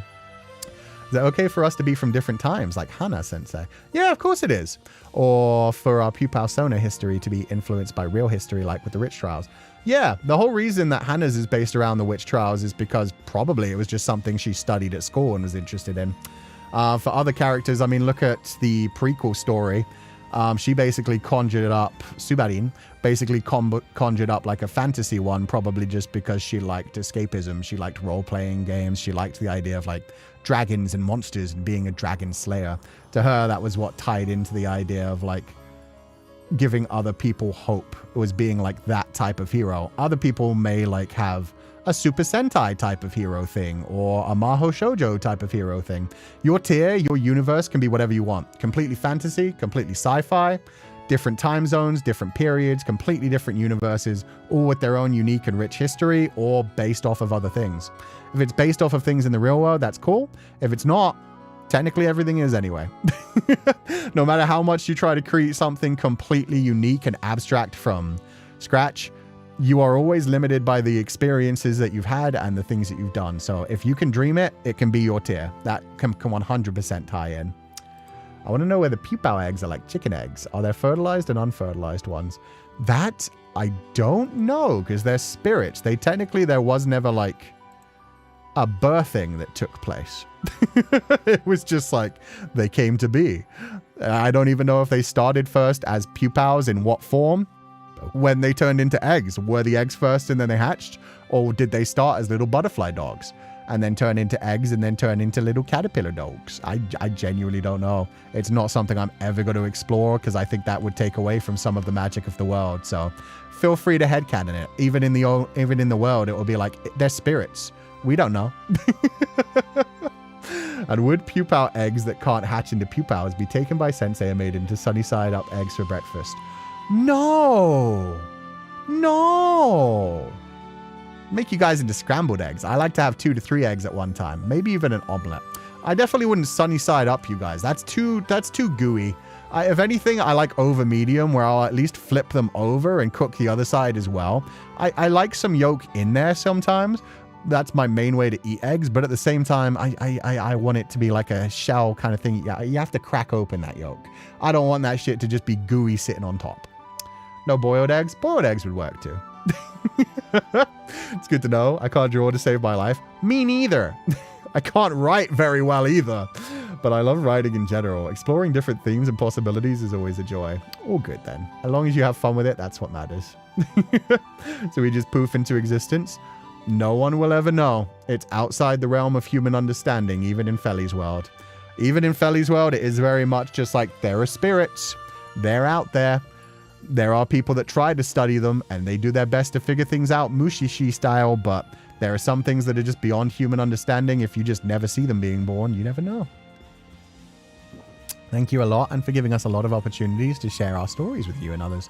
Yeah, no, I think it'll be fascinating to see some of those. And hopefully it will lead to people getting creative, and like, if there are artists, if you don't want to like write a story about your Sona, you can always just like draw an image of like a scene that you feel like would connect to your story. Wait, for Saturday I have the answer? Wait, what? What's going on? Oh no, somebody has created a Pupal backstory. Gooey eggs are so good though. Raw egg and a bowl of warm rice and a dash of soy sauce, delicious. I don't like the consistency of raw eggs. It's, you know, it's hard to get down your throat. It's hard to, it's just kind of gooey. It's, to each their own. To each their own. If you enjoy it, that's what matters. For me, you know, I have to struggle a little bit to get that kind of consistency down the back of my throat. I don't think Pupal eggs are like regular free-range eggs, but if that's your headcanon, that's your thing. Exactly. Headcanons are always fun. Y'all out here freeballing salmonella. That too. To be fair, I do know a lot of fitness enthusiasts that will just like crack eggs into their smoothies, crack eggs into their milkshake, or just straight up blend up a bunch of eggs and drink that shit. Ugh. Sensei's a quitter. No, I damn well am not. How dare. Unless I specifically want a gooey mess everywhere else. But nonetheless, that was what I was saying about, like, there are times you have to force that down. There are times that consistency, you know, you fix on it.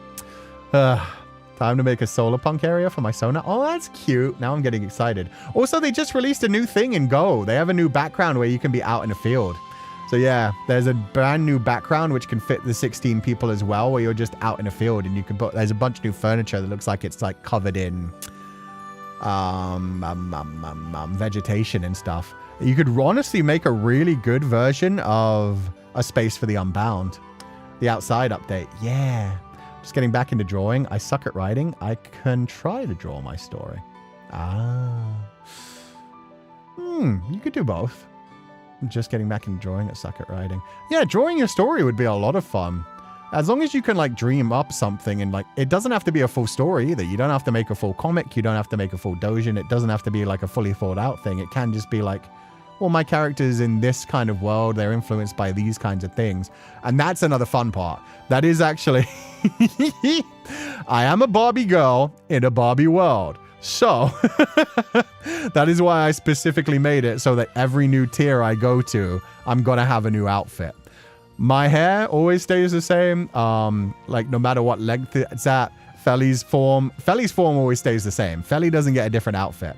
But every universe that Cú goes to, he appears in clothes that just match the timeline so he fits in. He doesn't have to go around zooming around for clothes. It's just as if he steps into the world as if he's lived there his whole life and just is a wanderer passing through.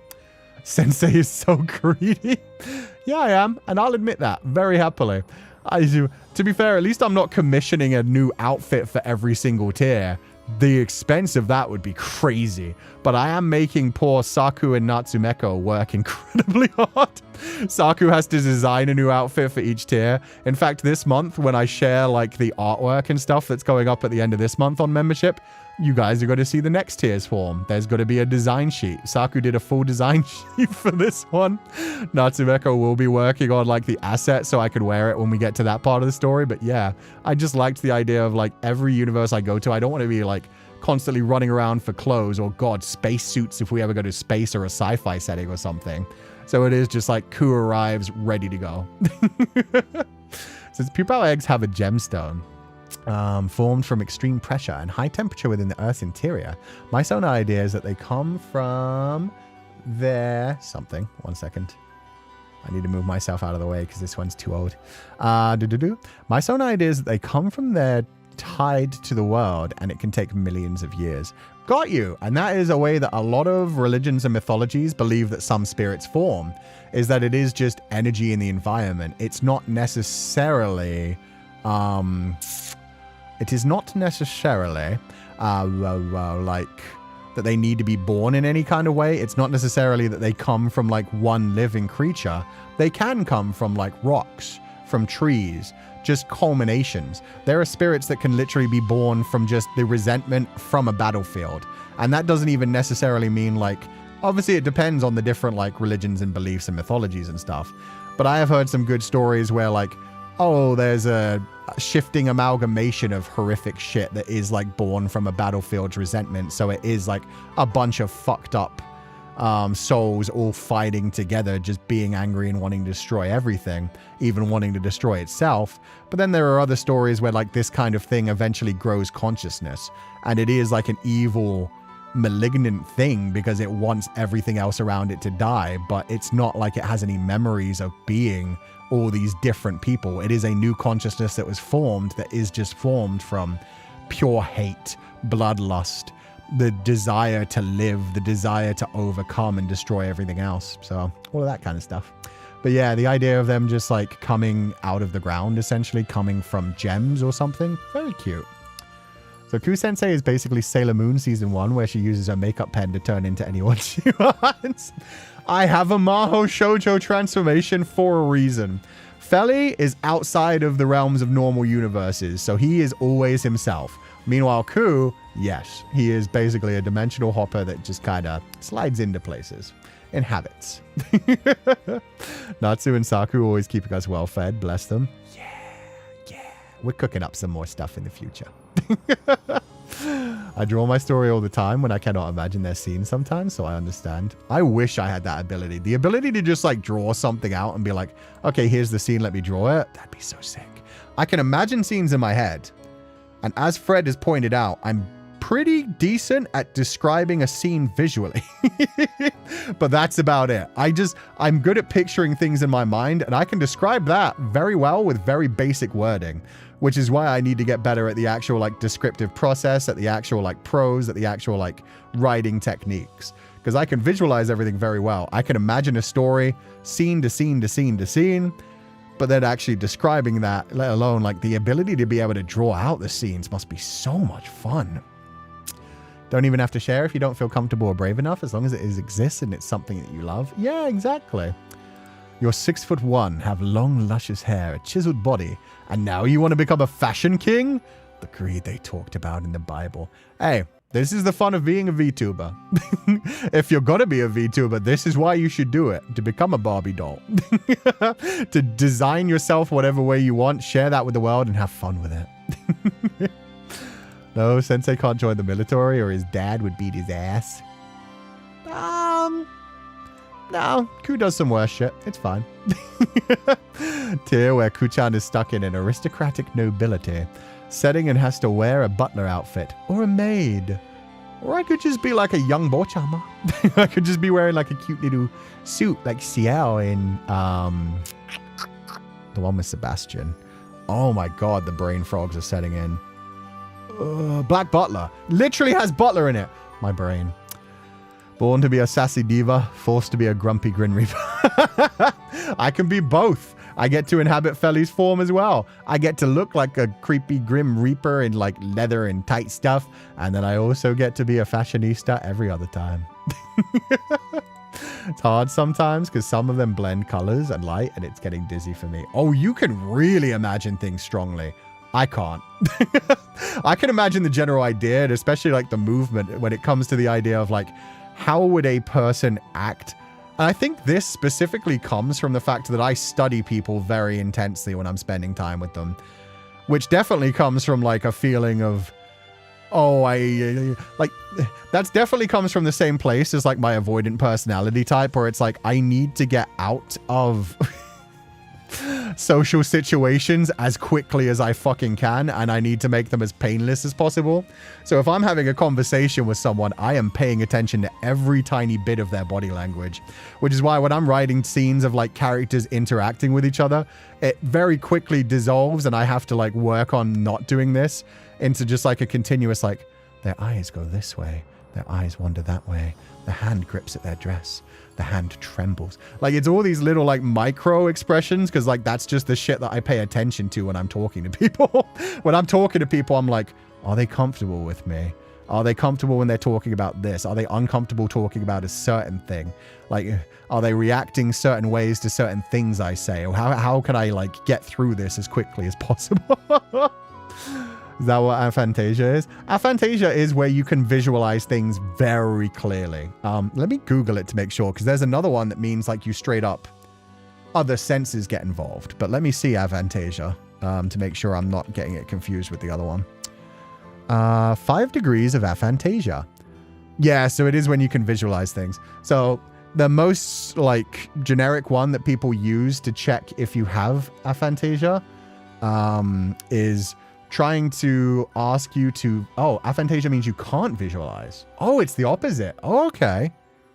Okay. Aphantasia 5 degrees. So if you can do, okay. So anyway, you ask to somebody to visualize an apple, and then you try to imagine an apple in your own head and see how you can imagine the apple. Like I'm trying to imagine an apple right now.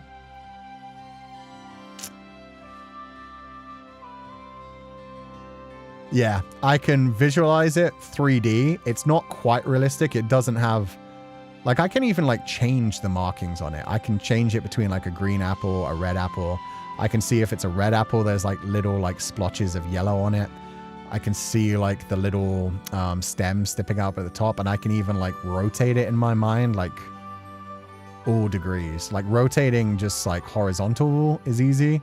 Rotating upside down, I need to really think about it. When I first visualize it, it's just a very basic image, but it builds up over time. So yeah, that would be like the number 1 where you can visualize things fully. Number 2 is like simplistic ideas, so like clip art kind of thing. Number 3, it's an apple, but it looks like a solid color. Okay. Number 4, you see an apple, but it looks gray or black. So yeah, just monochrome, you get the kind of like imagery. Number 5, you can't see anything. You only know you're seeing an apple. I never knew that. So you can still imagine an apple, but the image doesn't appear in your brain. That's what aphantasia is? Whoa. I guess that's the difference between people that have to like think out words in their brain as well. Because like, I have to think in words. Obviously, there are like emotions and things that are disconnected to things as well. But when it comes to like my thought process, it's always like a narration in my head, which is different for every person. But yeah, I know there are some people who never think in actual like thoughts in their head. They don't think the words as they think. It's just like a general flow of like what they are thinking about. And then they've basically like come to a decision and had a conversation with themselves without any words. I can't even imagine what that feels like. Like, genuinely. Because my mind, every time I'm thinking about something, I am, like, talking it out in my mind. So, yeah, I didn't know there were people that straight up cannot visualize, but still know that they vaguely are thinking about an apple. That's... The different ways that different people's brains works are always so interesting, which is why writing and, like, any creative art can be such a interesting thing as well, diving into different people's like ways of understanding the world, the different ways that we all visualize things, digest things. Yeah, like internal monologuing. No, I've got a constant internal monologue, which is why I'm such a fucking motor mouth when it comes to streams. Outside streams, all of my monologue is inside my head. In streams, it's very much just a case of I just let the thoughts come out, and so I just say whatever the fuck comes in my mind, and it makes it very easy to do that. It's also why I'm not a great role player. I can role play for like a little bit, but then occasionally, like, I'll just start slipping into like my internal monologue starts slipping out, and I just turn back into myself. I guess that's a skill you kind of have to work on as well, because I know there are people with strong internal monologues that can role play better than me. But yeah, when it comes to things like I can do D&D, I can do like being a character, thinking out my options and then acting how my character would act.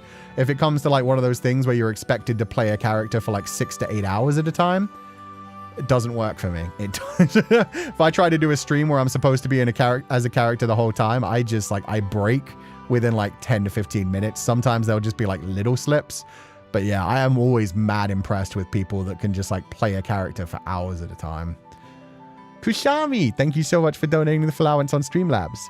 Dear Sensei, I have a very important question to you. This is essential basis for our future not safe for work creations. Oh God. In your Monday VOD, you mentioned I'm clean shaven everywhere. So Sensei, did you shave because you were worried about getting... No, not reading that out loud. Or are you naturally like that? Does clean shaven everywhere mean you're completely smooth down there? You don't need to know. You do not need to know. Visualize what you will. If there's ever an official piece of art released, there will be an official piece of art released. So that means Feli is also completely smooth down there, right? I really need Sensei's answer. But this is Sensei's body, so yes, wherever I am smooth, he would be smooth. Regardless, keep in mind, ex-professional swimmer. Used to have to do it for a damn reason. Nowadays... Okay, I will say this, and this may be TMI, so anybody who doesn't want, like, the gross TMI of a man, I feel like this is a thing for other people as well. I feel like women experience this too, just probably less because of directions and stuff. If you clean shave once, when the hair starts to grow back in, when it's very short, it is a fucking problem. It is very spiky. Everything that moves against it, every time the skin like folds on top of each other, moves against each other, it is very spiky. It's the same for just like fake facial hair. If you shave your facial hair, like if you just trim it, it can be nice and soft. If you shave it completely down and then it first starts to grow in again, it is basically like sharp, itchy, uncomfortable when it first starts to stick out. So generally, if you are the type of person who likes to keep a clean ship, if you trim and you're fine. You can like not trim, let it grow, and then trim when you want to. If you fully shave, you either have to just straight up commit to the fact of like, oh, I'm going to let this grow back in and I'm going to be very uncomfortable for like 2 to 3 weeks. Or, yeah, you just shave continuously because it's like, I can't go back. I like it this way. And at the same time, I really don't like it when it first starts growing again. So yeah. There are also people who use like lasers and stuff, so they barely ever have to do anything. I would never do that. I do not trust the whole like laser treatment thing. Off topic, but I make my younger brother say out loud that he's proud of me. That is very off topic and kind of strange. It's kind of cute, but at the same time, it's like, he means it, right? Like, it's not just you just forcing him to say it, right? And it is just like, I know you're proud of me, so come on, say it. It's good if you're just getting him to open up. Meanwhile, if it's like, tell me you're proud of me. Come on, kid. Okay, but how would Sensei like to showed? You mean shave? I don't know what you mean. Oh, how would I like to be shown? Whatever you guys want. It's all up to you. Ex-swimmer. As long as you keep it clean, I don't really care. I don't like people that let things get too untamed. If that's your style, that's fine. You're comfy. You're awesome. Doesn't have anything to do with me. Not my business. Not my problem. I would say trim. If it gets too long, it can be a problem. Plus, it makes everything around it look smaller, which is very important. You've told us about your bowel movements. Like, what's more or less at this point? Well, there you go. Now you know. Now you know. But if anything, one thing I will say, body hair can be very sexy. Body hair can be incredibly sexy. A bit of like stubble around the face, sexy. They look overworked. They look a bit more tired. Great. Chest hair, sexy as fuck. Especially when you're sweating and so the chest hair gets like a bit damp. Not too much chest hair though. Back hair, not a fan of. Back hair, not great. Leg hair, fine. Not really interested either way. Doesn't really matter to me. But yeah, like back hair, not great. Chest hair, fucking incredible. Stomach hair, happy trail. Fucking 10 out of 10. It gives you a direction to go. Again, all of these things are bound with the whole idea of like, keep it trimmed, keep it clean. Like, that's the most important thing. One of the other reasons that so many other people just completely shave clean is because hair that gets damp will hold smell more. So even just like armpits, if you have hairy armpits, that will actually make it more smelly. The sweat will just bunch up there. It will get a bit more smelly. So you also just, you need to clean a bit more if you've got hair everywhere. Sensei knows ball. I know ball. What ball? Wait, I was just always worried. Why were you sliding around, Sensei? Oh, I just wanted to make sure I could read the full thing on the left. Sometimes it gets hidden behind my big, burly shoulders. Here's the thing in shaving. The hair grows thicker. That's why in the armpits, some people use epilators. Because there are cases long-term, use the hair that make the hair thinner. Oh! I had no idea.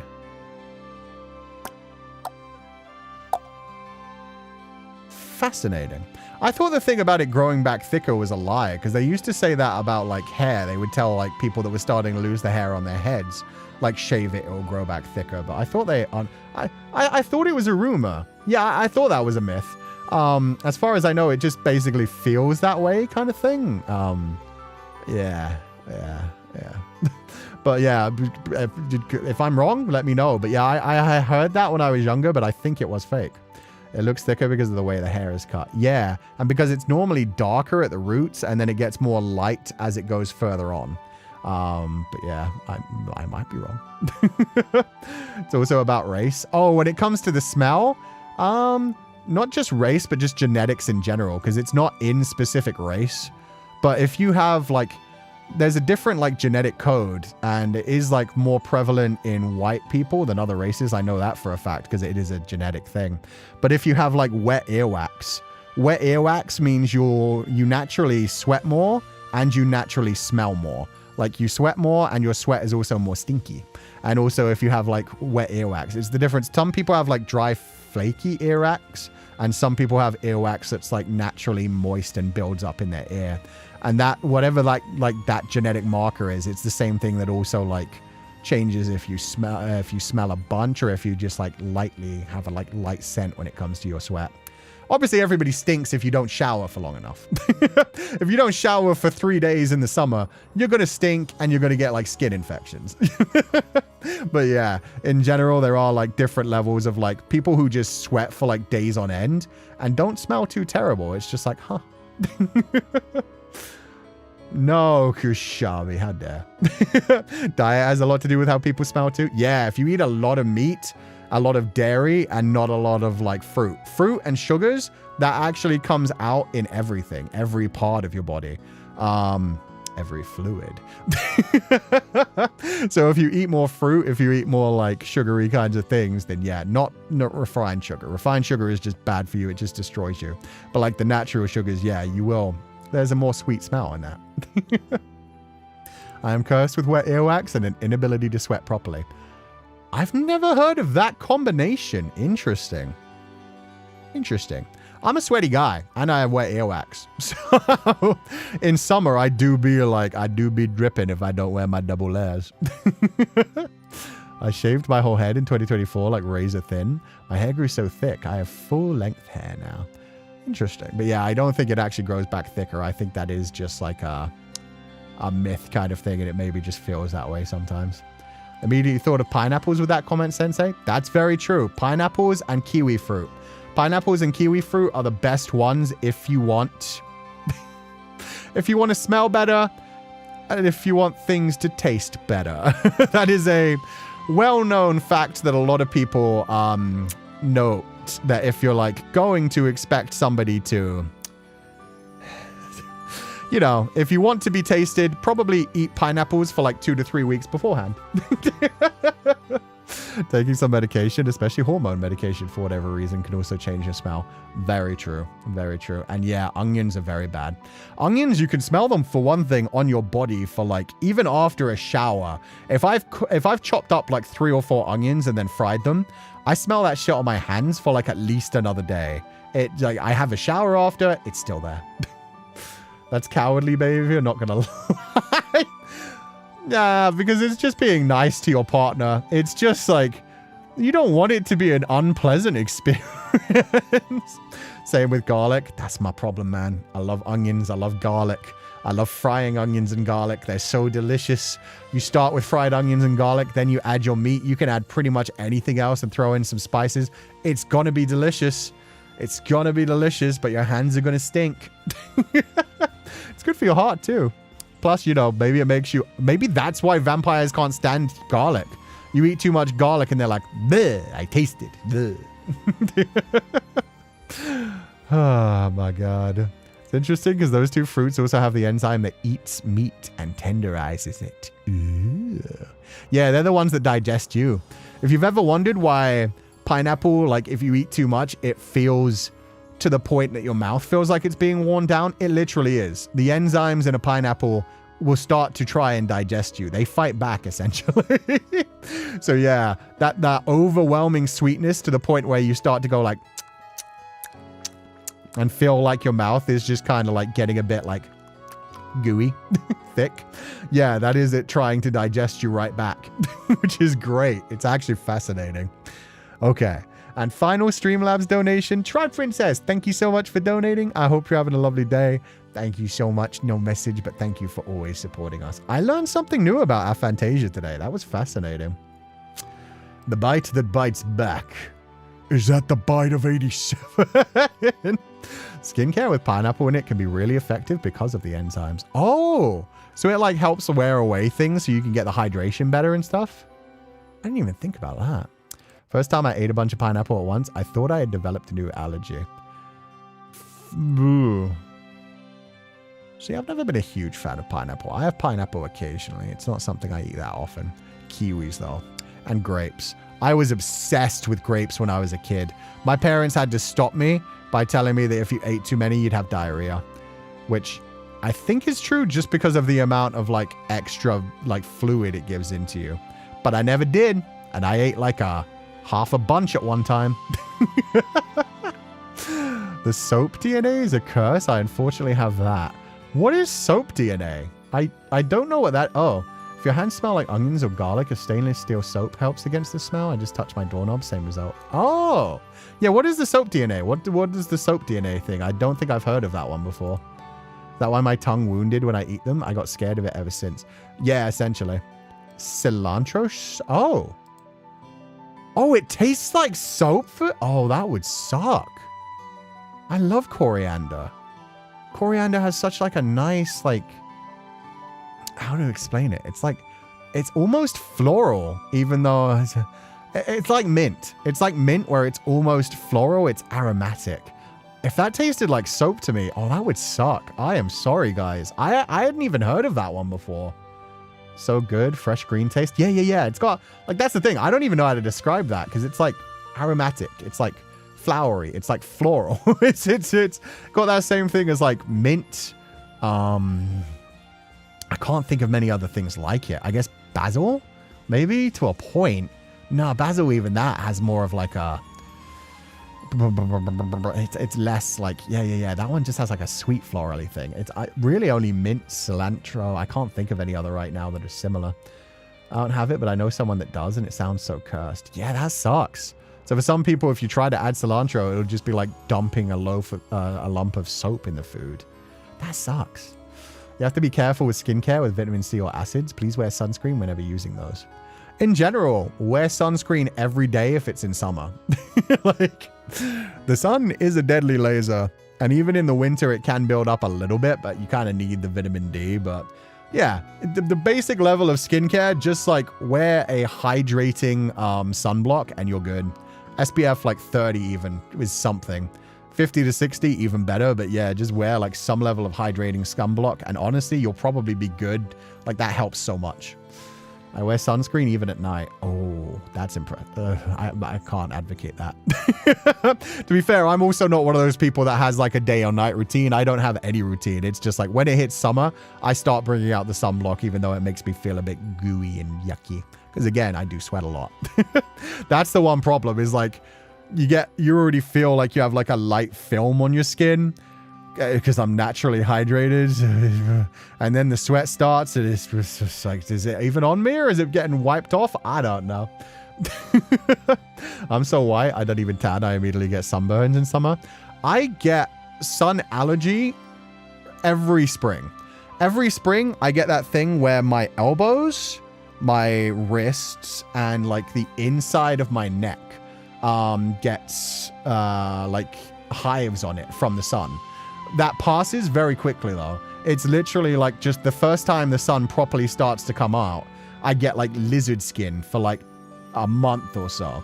And then as that like slowly wears down, my body gets used to the heat and the sunlight, and then like it's fine. But yeah, no, it's rough for a month. And the opposite is obviously then you go into winter and just everything sucks. Remember me when my dad had the hugest sunburn on his back when he was tending to his garden? So yeah, that's a good thing. I don't normally sunburn. I've only sunburned like twice in my life, and that was after like a school sports day when I was a kid. There was another time, but yeah, that school sports day as a kid, I remember going to that, coming home and like just looking flushed the whole time. The next day I still looked flushed, and that's when I realized like, oh, this is sunburn. This is the first time I've had this. And then it got to the point where there were like large strips of skin like peeling off over the next week. Not fun. Not fun. Me too. The Latino ain't Latinoing. At least I'd have the excuse. I'd be like, I've got Irish genes. We're not supposed to be in the sun. We're supposed to burn immediately. Funny thing about sunblock, I worked as an engineer in construction and did not put sunblock for years, to the point my skin did not go back to its natural color into this day. Oh, yeah, no, it can be. I don't know if it's like fully permanent, but it can be the point where like even when the sun goes away and you're out of it for months, like, yeah, it's there. That was in the UK. Yeah.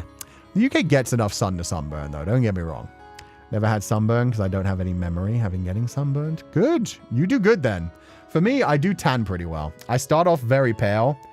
Through the summer, just naturally, I get like a little bit of a tan. Not too huge of a one, but it's mainly like if I reveal my tan lines, that's when I'm like, oh, I did tan a little bit, because I just don't bother to care too much about the sun. I don't go out and suntan on purpose, but at the same time, I'm not carrying around a fucking umbrella or avoiding the sun. It comes into my room, and when I'm going out, I'm not worrying about like dashing between sunny bits.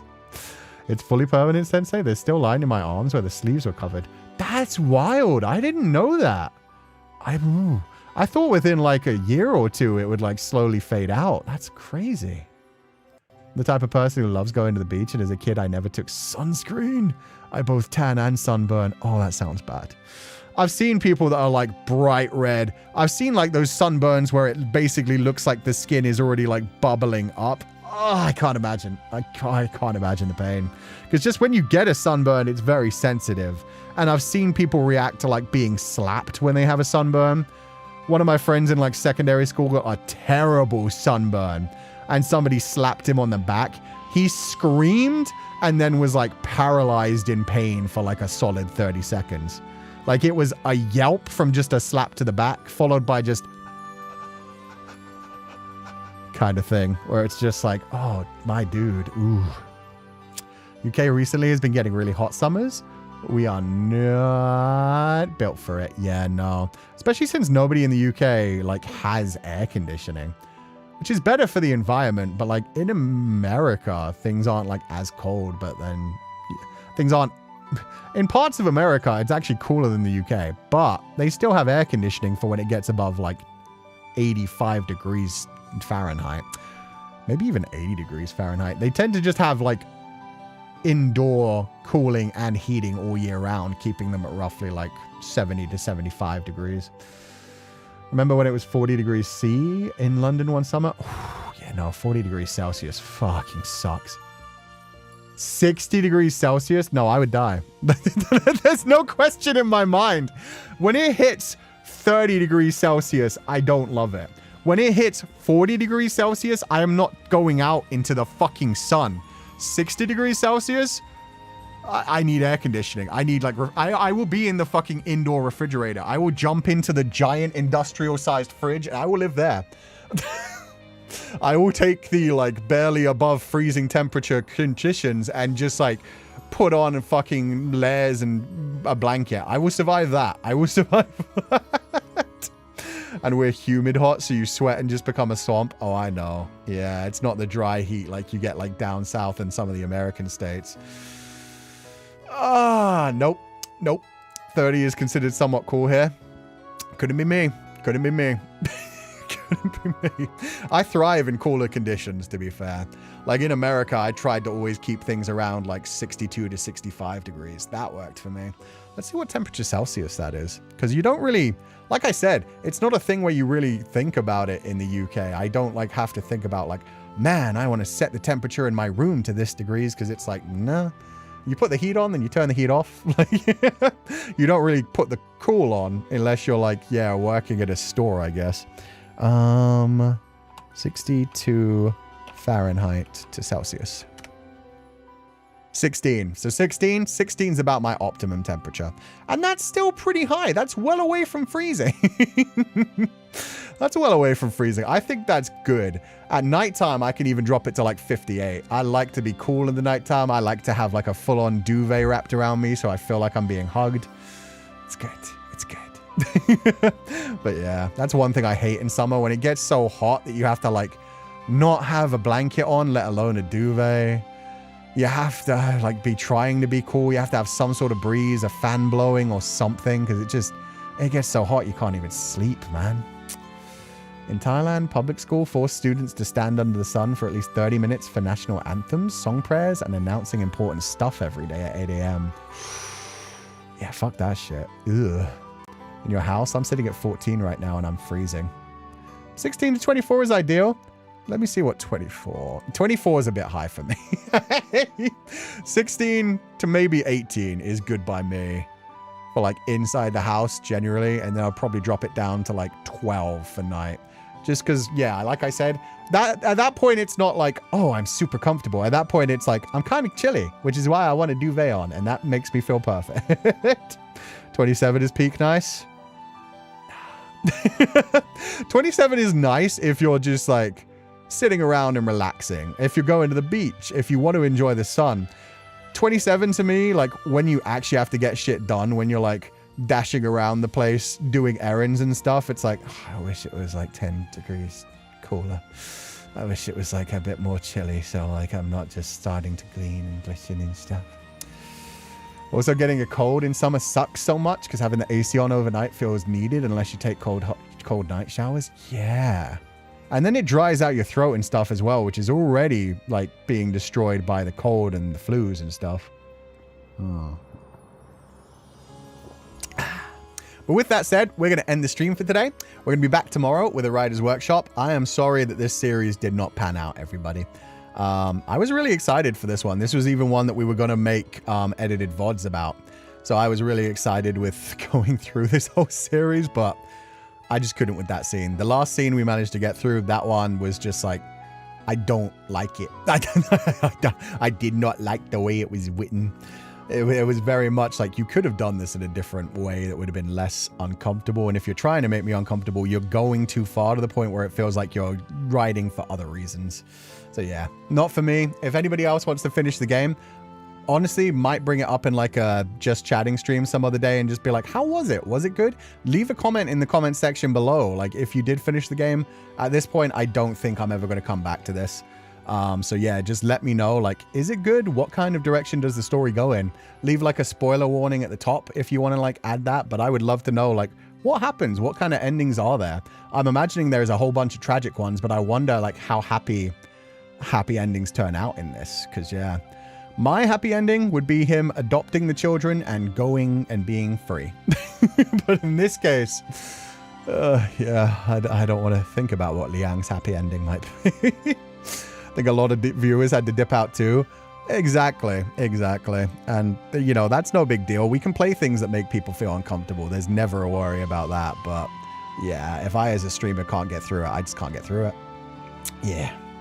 With that said, thank you guys so much for joining me. I hope you all have a lovely evening. We'll be back tomorrow. And then on Saturday, we're doing the Féileacán things. So it'll be a fun time. And then Sunday, we're back to writing. And then next week, we'll see what happens. Oh yeah, next week's Chinese New Year. So yeah, I'm going to be on Bilibili on Tuesday as well. So I hope you guys have a lovely evening. Yeah, me too, Exeliatha. Everybody have a lovely evening. As always, burn bright, my pupils, and I will catch you guys next time. Bye-bye!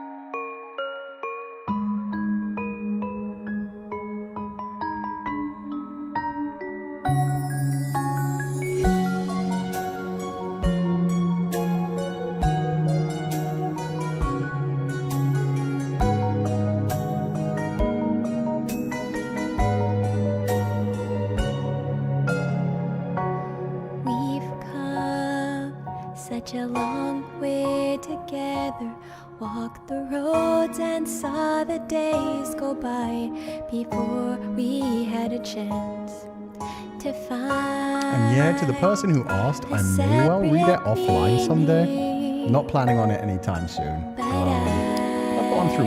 I've gone through things that glorified that kind of shit before, just because I was interested enough in the storyline. So we'll see what people say about like where the storyline goes from there.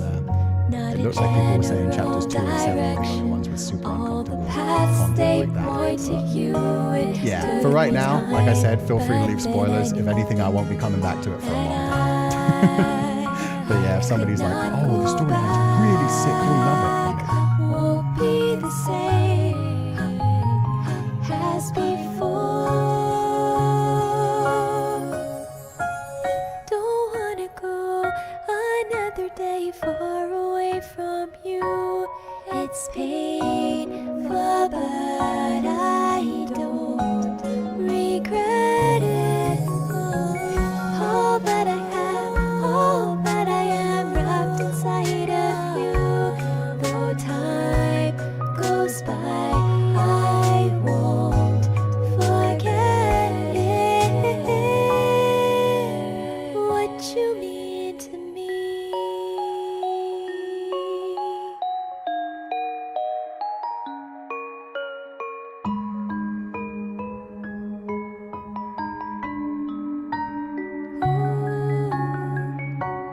If I rest my head upon your shoulder, let the tears fall down and hide away inside your open arms, to stay like this forever. It is such a beautiful song. Laura always does an amazing job on this one. It's gorgeous. At one more day,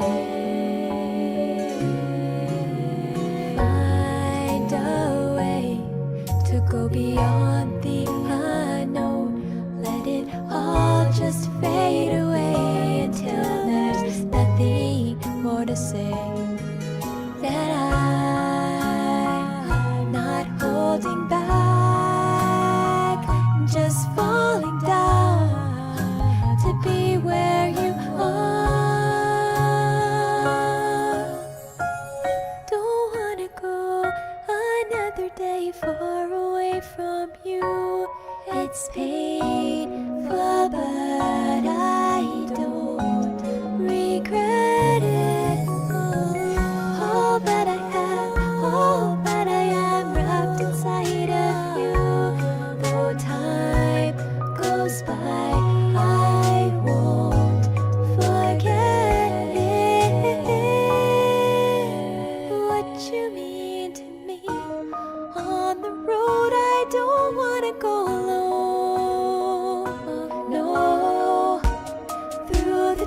changing whether we stay so warm.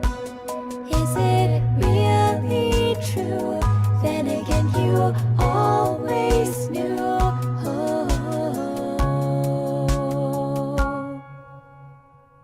Don't wanna go another day far away from you. It's painful, but that also means we have a new game to play. regret it. I don't know if we're gonna go for Opus or we'll All find that I out. have, all that I am wrapped inside of you. We'll see. Lots of new games coming out soon. Goes by, I won't 2 weeks, baby! forget it.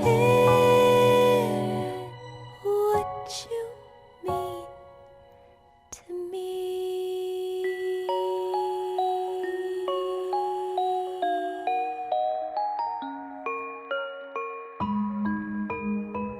Sweet dreams, everyone! Bye bye!